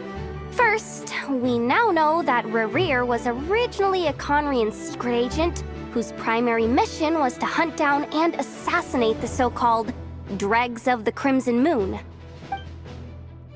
The Dregs of the Crimson Moon? Mm-hmm. In the memories, there was a lot of talk about the Crimson Moon and Eclipse, and a whole bunch of other stuff from the time of Conria. To my knowledge, those were the names of two different Conrian dynasties. Long, long ago, it is said that the people of Conria worshipped the Crimson Moon, drawing a mysterious power from its reflection. But one day, a coup saw the Crimson Moon eclipsed, hence the name of the new dynasty that replaced it, and how it became the new emblem of Conria. Still, long after the Crimson Moon dynasty had fallen, the last ruler of the Eclipse dynasty, the Vinster King, still coveted the secrets it left behind. So, he sent the Rayhir of Solnari to secretly hunt down the Crimson Moon's few remaining followers. In those days, Rerir showed no signs of madness. In fact, he was as normal as any other person. Oh, and he had a fiancé, or at least a would-be fiancé, called Tholindis. What's the matter?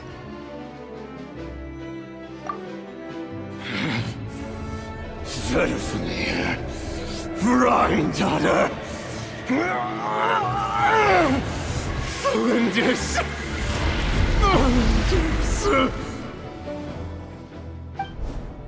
Interesting. Anything else? What about this would-be fiancé of his? Do we know anything about her? Well, she was a researcher at the Universitas Magistrorum, but it felt like she was hiding some kind of secret. Oh, and one more thing. For some reason, Rerir's fragment also contains some of Tholindis' memories, though only a very small portion. Well, no shortage of potential leads, I'll give you that. In any case, it sounds like we can conclude that while Tholindis was still around, Rerir appeared to be lucid and quite normal. Tholindis, it seems, must have been the one thing in this world that he couldn't let go of. Tell me, though, were these pure-blood Conorians we're talking about here? Why do you need to know that? Hold on. If she was a pure-blood Conrian...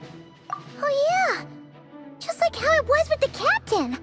If we could somehow find her, do you think there's any chance Rerir might regain some of his sanity? It's possible, but it would take a miracle. We can't pin all our hopes on that. That merchant who Nefer knows, Dori Sangama Bay. Maybe we could hire her to look into it. All right, then. Let's keep working in our separate teams. Traveler, Paimon, Kutar, and Miss Arlecchino will go look for the iridescent moon's marrow.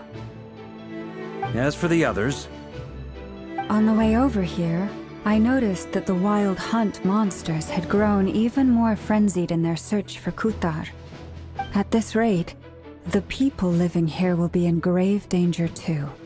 So I'm thinking of gathering together some of our followers to go wipe them out. I'll head back to the curatorium and meet up with the boss. Feels good knowing we've all got something to be getting on with. Given that the Wild Hunt has been a lot more active lately, the Lightkeepers have likely begun their own operations too. If that is the case, someone will need to pass the news on to Flint's. I'll hold the fort for now, then discuss our next move with Flint's, Aino, and Anefa when they get back. All right then. Well, the clock's ticking. If that's everything, we'll be on our way. We'd better get moving too. We'll try to buy you as much time as we can. Relax. Just do your thing. Now, I decided to call in some backup since things are getting so hairy. Our reinforcements should be here any minute now. Stay safe, everyone. Dismissed.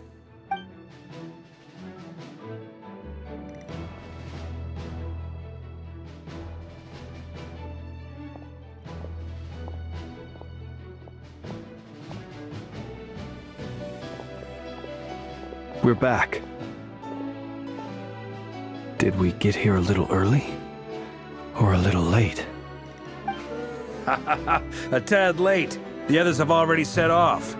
To summarize, our resident moon goddess has found us a new ally, and Boss Nefer has uncovered some promising info. Everything going smoothly on your end? Not great. I don't know how long we can stall them for. The decoys are getting taken out way faster than we imagined. I'm gonna make some more later, but I need a timeout first. I'm so tired right now. Oh, right! Anefa, could you fill in Uncle Varka on what we just discussed with Flint's? Sure. Uncle Varka, you previously told us about how when you went to investigate a source of the Wild Hunt in Amsvartnir, you discovered that it was just a diversion. But according to Flint's intel, several outbreaks of the Wild Hunt had already occurred in Nodcry in the period leading up to that. That was before Rerir had regained his body, when he was far from regaining his full strength.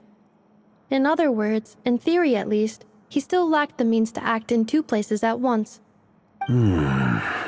Flins, with everything that's been happening, the Lightkeepers across Nodcry are rallying to fight back against the Wild Hunt.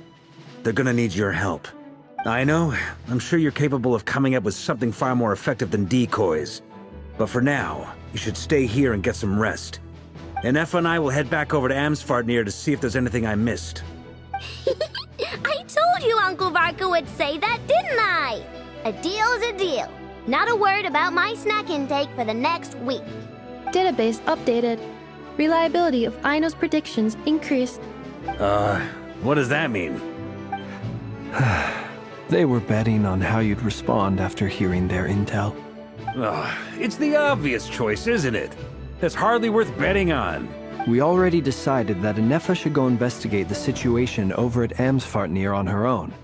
You might as well stay here and keep watch. Someone needs to hang back and oversee our strategy meetings. And besides, you still haven't fully recovered from ambushing Rerir. So I've ended up with the easiest assignment. Well, I appreciate it, everyone. See you when you get back.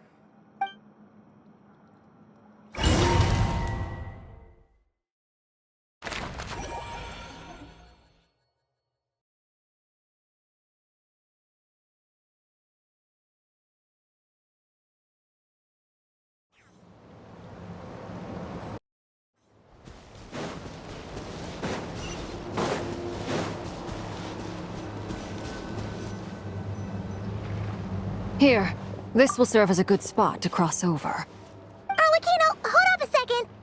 Since you brought us all this way, would you mind telling us what you got planned? We still haven't got the slightest idea what's going on here. And if even Columbina doesn't know where the iridescent moon's marrow is, how do you? Simple. Because I am an inheritor of the royal bloodline of the Crimson Moon, and one of the last surviving embers of the Two Worlds' flames. Huh? Are you serious? Isn't you're a descendant of that Crimson Moon dynasty we were just talking about? The one from ancient Conria? Your surprise is understandable. I was also taken aback when I first learned of it. But the more I thought about it, the more I realized the signs had been there all along. When I was young, I discovered I could wield a very special kind of fire. It coursed like blood through my veins and smoldered away inside my nerves. What's more, whenever I experienced strong bursts of emotion or drew too deeply on this power, it was like some kind of presence within the fire would begin to gnaw away at me, consuming me from the inside out. Exactly. That is why my hands are like this too. At first, I saw it only as a curse. But once I became a harbinger, the Jester apprised me of the truth. Together with my own investigations over the past few years, there are several things that I have gradually come to understand. For instance, take the so-called Crimson Moon. In truth, it is nothing more than the shattered remnants of the iridescent moon, fused with the abyss to prolong its lifespan. Since this blood flame was bestowed upon me by the Crimson Moon, it is a fusion of the iridescent moon's former power and the corruption of the abyss. You all understand the nature of the abyss well enough. I draw upon its power, and in return, it hungers for my soul. This strange blackness is the mark of corruption it has left behind. If I recall correctly, you once told me that if the corruption ever made it to your heart, you'd become a completely different person. Yes, and that's the reason I'm always careful not to push my power too far. It's essentially a never-ending tug of war. Whew. Sounds intense. Anyway, the rest of my story can wait. Is there anything else about the Crimson Moon or the Iridescent Moon that you're unclear about? Paimon has a question. So, the Crimson Moon that the Carians used to worship was actually the Iridescent Moon, right? Which was one of the three Moon Sisters. Does that mean that the Carians were to the Crimson Moon as the Frost Moon Scions are to the Frost Moon? So much of that history has been lost. We have no way of knowing exactly what they were like. But I would suspect that the Conrians weren't as devout in their moon worship as it might appear. The iridescent moon's remains simply served as their link to the Abyss. Later on, perhaps someone discovered a way to make direct contact with the Abyss. Or maybe there was some kind of ideological divide. Either way, a dissenting faction staged a coup and drove out the royal heirs of the Crimson Moon dynasty. Still, even with the dark sun looming high overhead, the Crimson Moon's glow never truly faded. If you want living proof, it's standing right before you. The first time we met, I sensed something familiar in your presence. When I looked at you, I felt I could see that mysterious red moon in the corner of my eye. In your flames, I saw its broken image, surrounded by a strange black aura. Well, I appreciate that you kept it to yourself. Much about the Crimson Moon is still a mystery, and I'd prefer not to end up as the object of an insane research project. Anyway, time is against us here, so if there's any other questions, they'll have to wait. I just want to make sure I've got one thing straight. In her letter, Sandrone mentioned that since you are unable to contain the iridescent moon's marrow yourself, you intend to leave it in my custody. Correct? That's right. For now, it's the only way I can pay you back for your help. The iridescent moon is already part of who you are. So with its marrow in your possession, you'll be even more powerful than before. Deal. Then let's get started. Get what started? What does this place have to do with the Crimson Moon? When I first became a Harbinger, the Jester gave me a book called Paranhari, also known as Leobranto Inamorato. You should be able to buy a copy next time you're in Fontaine. It's a love story set in the Crimson Moon era. But setting aside the tangled romances of its characters, it also records a few interesting details. In the Crimson Moon era, or so the story goes, there was an orphanage that received children from beyond the bounds of this world, and subjected them to a peculiar induction ceremony. Beyond the bounds of this world? For real? And what kind of induction ceremony? The Crimson Moon sages looked beyond this world for beings with powers that surpassed the gods. But fearing they might lose control, they subjected these children to a process of refinement. They made these children crawl up a fireplace and kept asking them, "Have you died? Did you see it?" Until they finally admitted to having died and seen a crimson moon. The adults embraced the children who passed the ritual, telling them, "Within the fireplace, you have traversed the flames between two worlds. Here and now, you are born anew." The book leaves much unsaid, but I suspect that this was their way of branding the children they had enrolled, leaving an indelible mark upon them so that they would forever live in the Crimson Moon's light. That explains why I can't sense the Crimson Moon's marrow in this world. It makes sense that it would be sealed in a special space that can only be accessed temporarily through some kind of ritual. But there's no fireplace here. Do you see a chimney anywhere? Oh, are we supposed to build it ourselves? Okay, fine. Paimon will go find some bricks. That won't be necessary. The fireplace is purely symbolic. The key to the ritual is crossing the flames between two worlds. In other words, the flames that burn within me. Those burned away by such flames leave behind a kind of ghostly afterimage in the world. In the days of Conria, people believed they could be used to bridge the gap between the two worlds of life and death.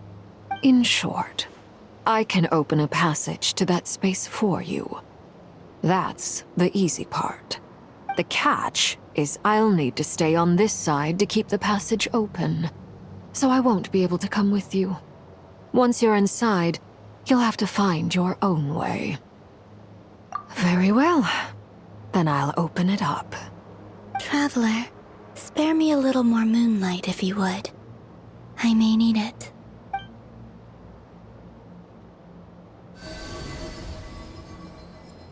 Thank you.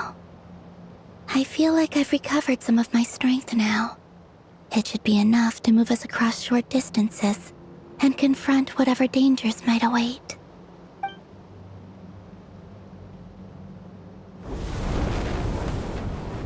Mistress of the seven hues of ages past, great mother of the present, crimson-clad sovereign of the two realms, by fire severed, by fire renewed, I offer myself now and beseech your descent.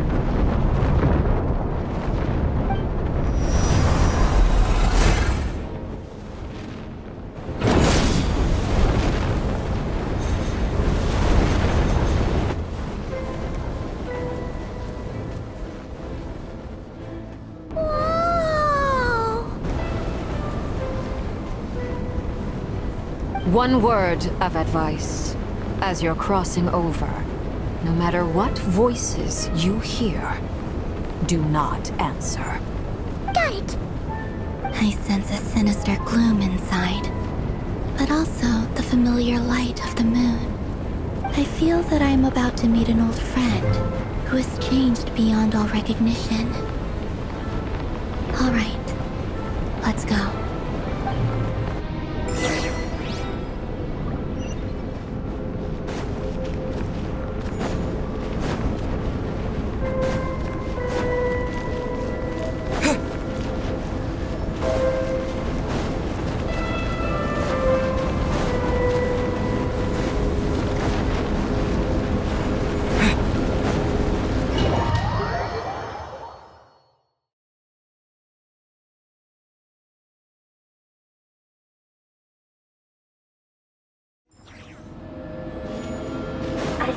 Your presence and great death and rebirth. Wait, why are you? You've crossed over from another world, transcended fate itself. I have no right to.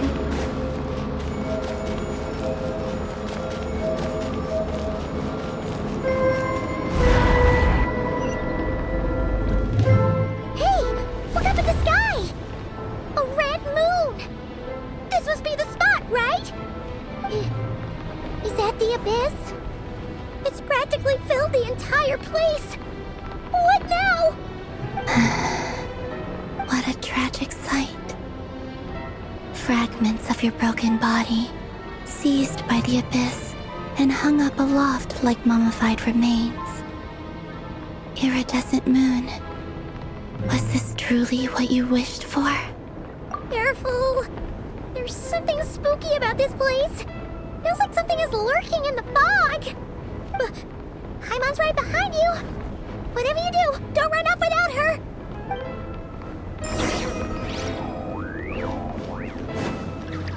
By the way, Columbina, didn't you tell us that the iridescent moon had shattered into pieces? The moon up there looks pretty whole to Paimon.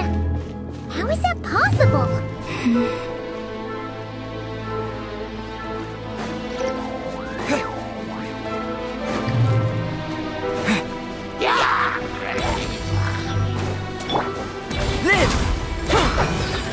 No more lies.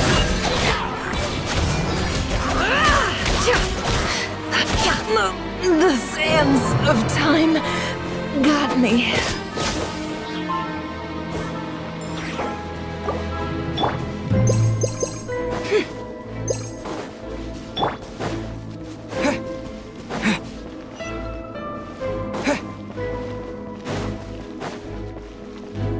Just like I thought. It was only a facade.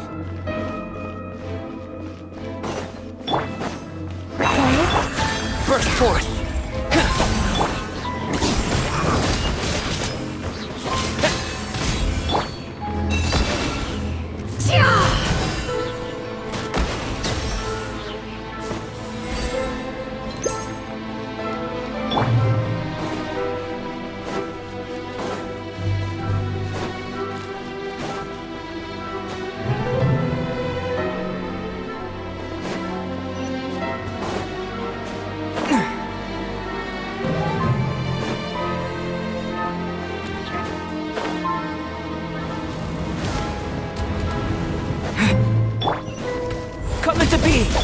Leave this place.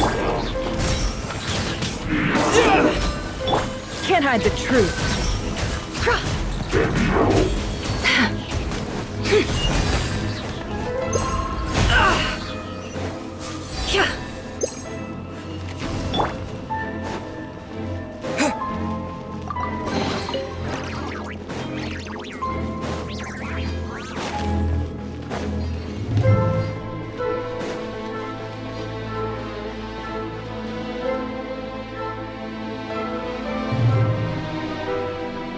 Huh? Huh? For real? That's way too high! There's no way we'll be able to reach it! No. I'm not sensing anything up there. It's coming from under the mountain. Let's see... Ah! There's some kind of weird shadow over the water! Wait, see that? Looks like a mechanism of some sort! Let's check it out!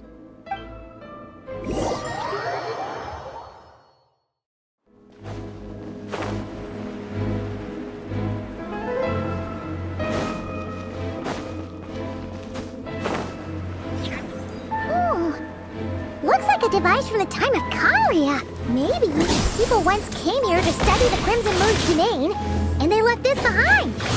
Oh, if we can activate it, we might find some clues.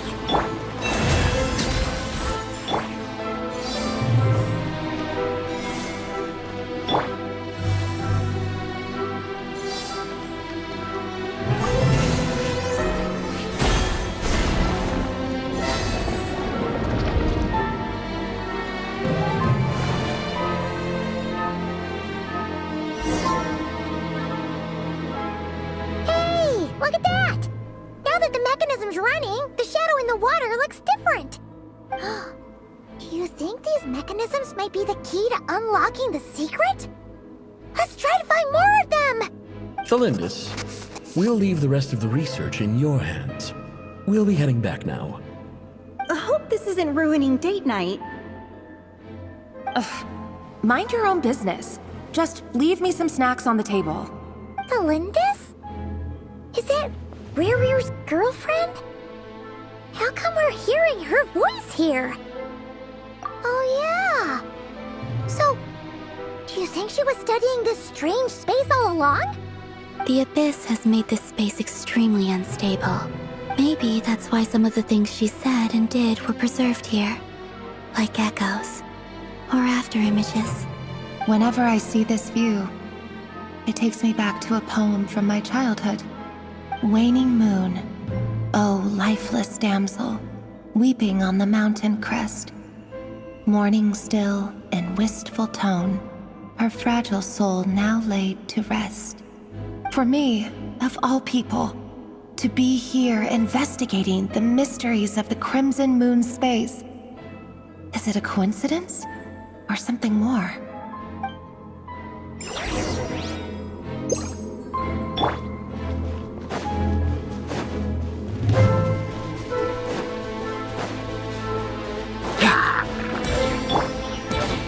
Burst forth!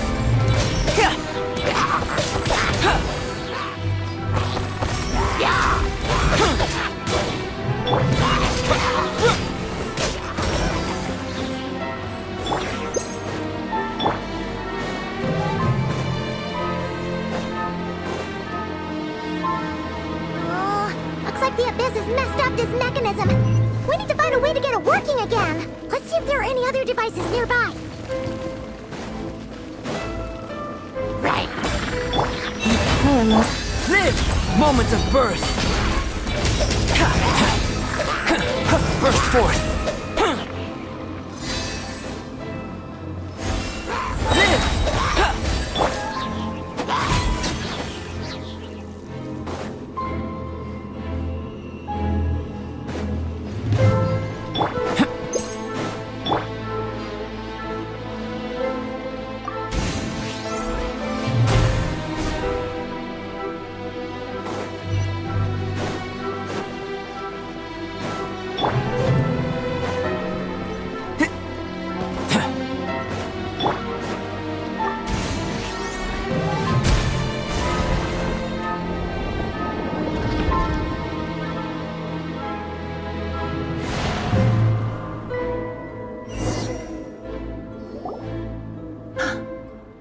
see.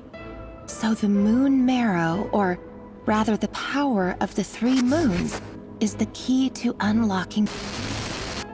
If it really does exist, then maybe this madness can finally be put to an end.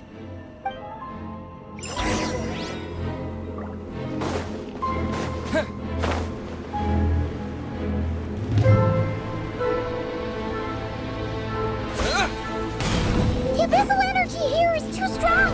We better pull back for now!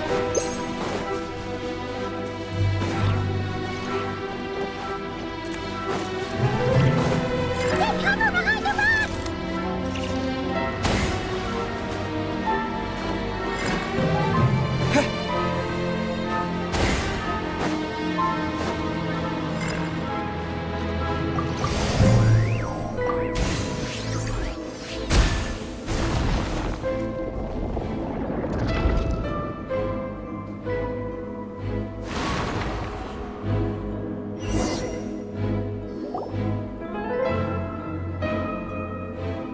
With the Abyss inhibitors in place, I should be able to access the chamber with the moon marrow. Oh, Rarier, with every step you take, you're drifting further from what you truly desire. But you're not the root of the problem. Ever since that outsider set foot in Conria, the Vinster King has sunken deeper into madness. If only I could get my hands on that outsider.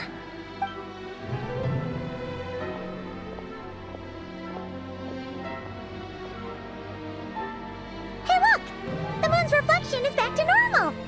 Elindis' voice mentioned a chamber with the moon marrow.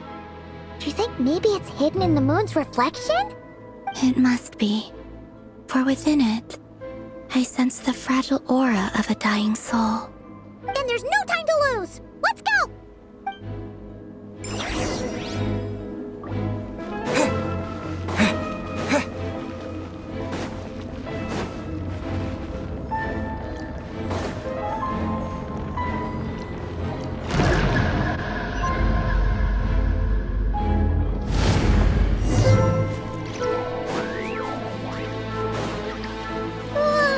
These things are so creepy! Looks like we'll have to destroy them if we want to get to the iridescent moon's marrow!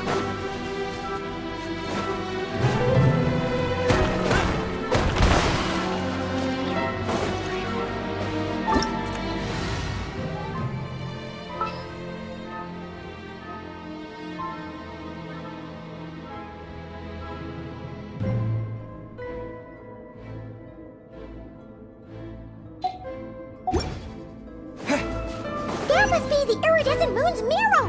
Oh, but we'll need to destroy these things before we can reach it!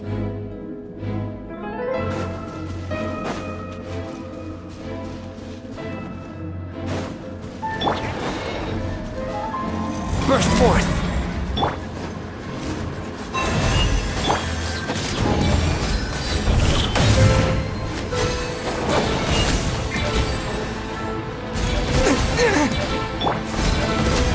Feel this ancient power!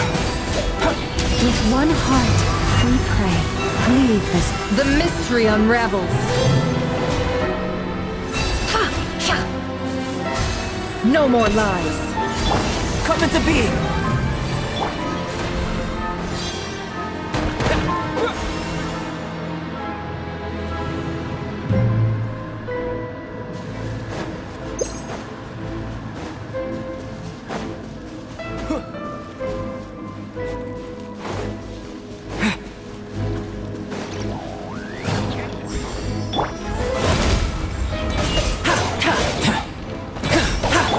You poor lost lamb. Can't hide the truth. Burst forth!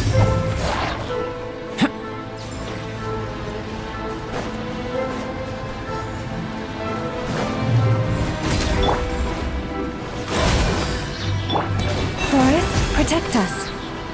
Yeah.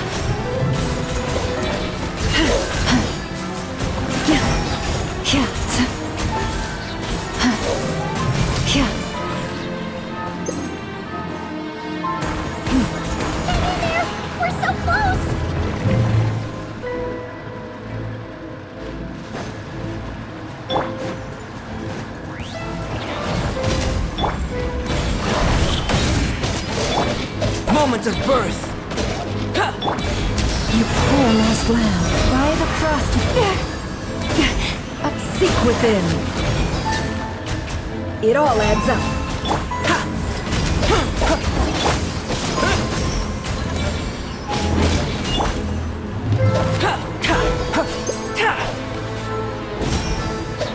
Come into be!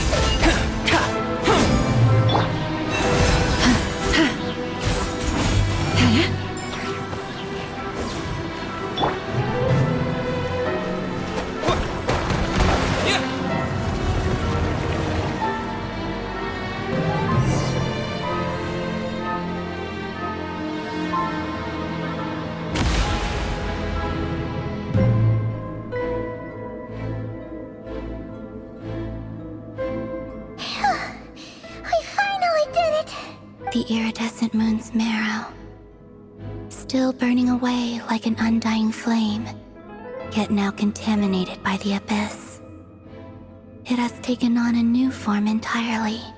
If we can purify the abyssal power within, we should be able to obtain its untainted essence.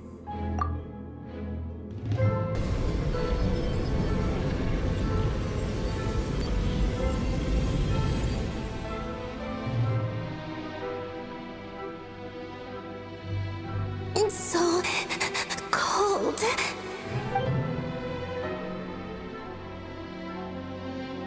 Is it you? Are you here? Huh? Are you talking to us? At long last, I can see you once more. Our fates have crossed, and I am finally free. I'm sorry, I lied to you. Even knowing what was to come, I still couldn't let go of the fear in my heart as death drew near. The moment the moon shattered, my body began to split apart piece by piece. Like I was being cut into pieces by 1,000 blunt blades. My thoughts scattered as the cold crept in, but I could not bear to fade away like that. Tell me, what was it that brought you to us all that time ago? If only I had possessed your courage, then I might have been spared this torment more painful than death. You look so puzzled. That's how I felt too when I first saw you. But trust me when I say that everything happens for a reason. Farewell, Hypo.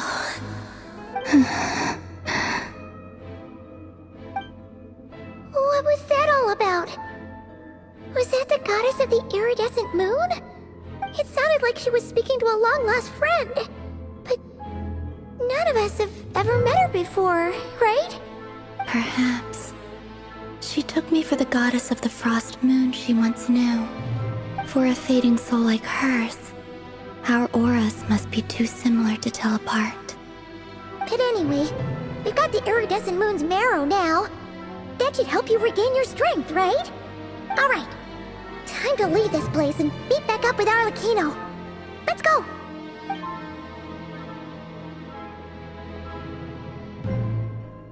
That's odd. This place looks different than when we came in. Waning moon, oh lifeless damsel.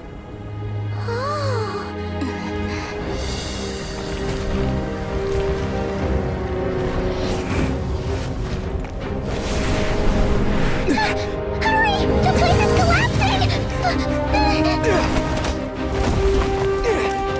It wants to trap us here. Who's it? The abyss? Now we've taken the moon marrow. All that's left here is a dark will. It will show us no mercy.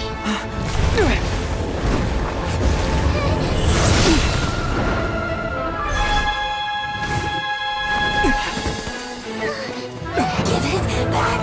The crimson moons! My marrow! My heart!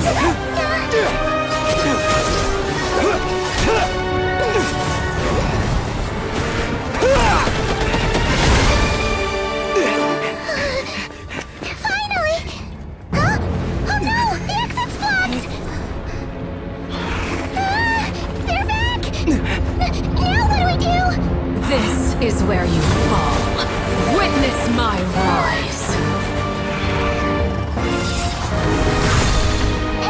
What are you waiting for?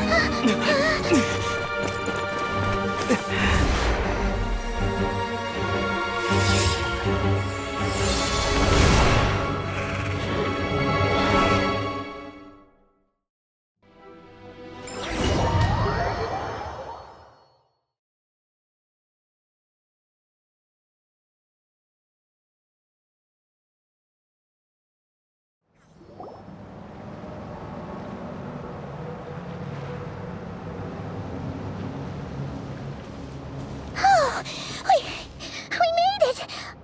Was that you, Arlecchino? Did you save us? Wait, your hands! They're... Oh, this? Don't worry. It's a small price to pay. The Abyss wanted to trap you inside, and I defied its will by bringing you out. No wonder it's a little angry. No. I have paid the price, albeit a small one, and it cannot be undone. My hands have already fused with the Abyss. Purification would simply destroy whatever's left of them. But surely... Oh... We're so sorry, Arlecchino. Paimon can't believe you'd make a sacrifice like this for us. As much as I'd like to call it a favor, the truth is I was simply holding up my end of the deal. Well, Columbina. Yes, you did your part. And as promised, I will leave the iridescent moon's marrow in your care. From this day forth, may the two worlds' flames burn ever more brightly.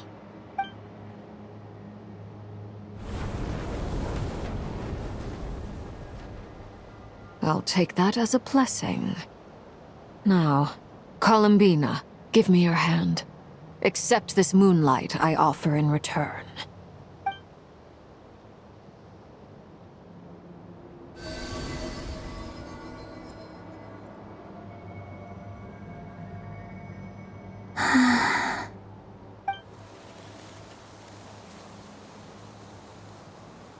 Feeling stronger? Hey, Columbina, are you okay? I'm fine. Our powers are a little at odds, that's all. By the Frost Moon's authority alone, wielding the power of the other moons was always going to be a stretch. Still, I think it's fair to say that your strength has returned. At least to the level it was at as Third Harbinger. It's still not enough. There's no way I can hope to challenge Rayrier like this. Just one more ray of moonlight, if you would. It's okay. I can take it.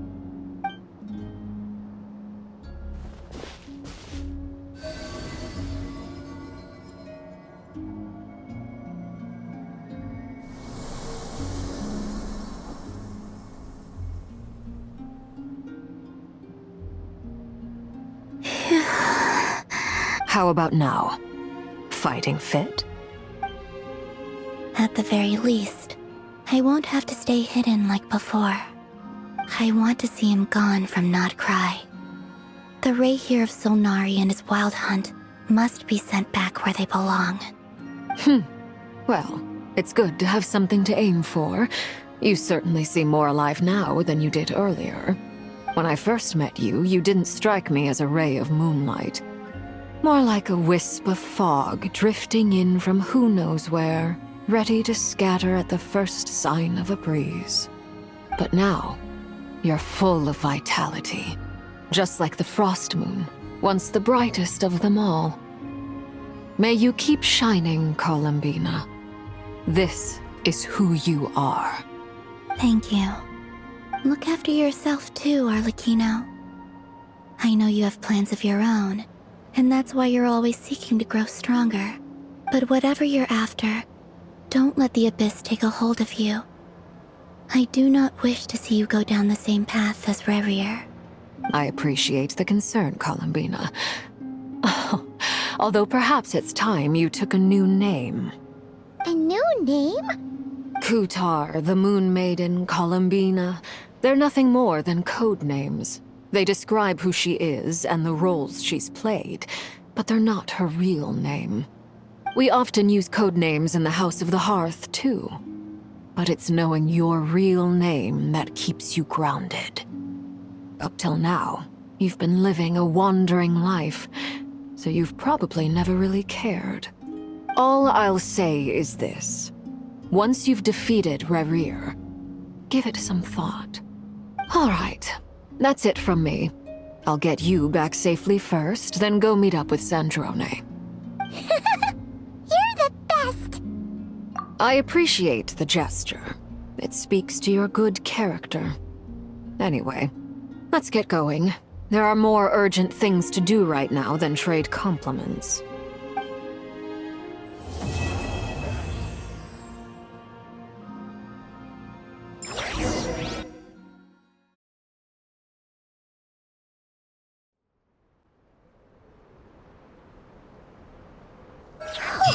It was a close call, but we got the iridescent moon's marrow and restored Columbina's strength, and that's all that matters.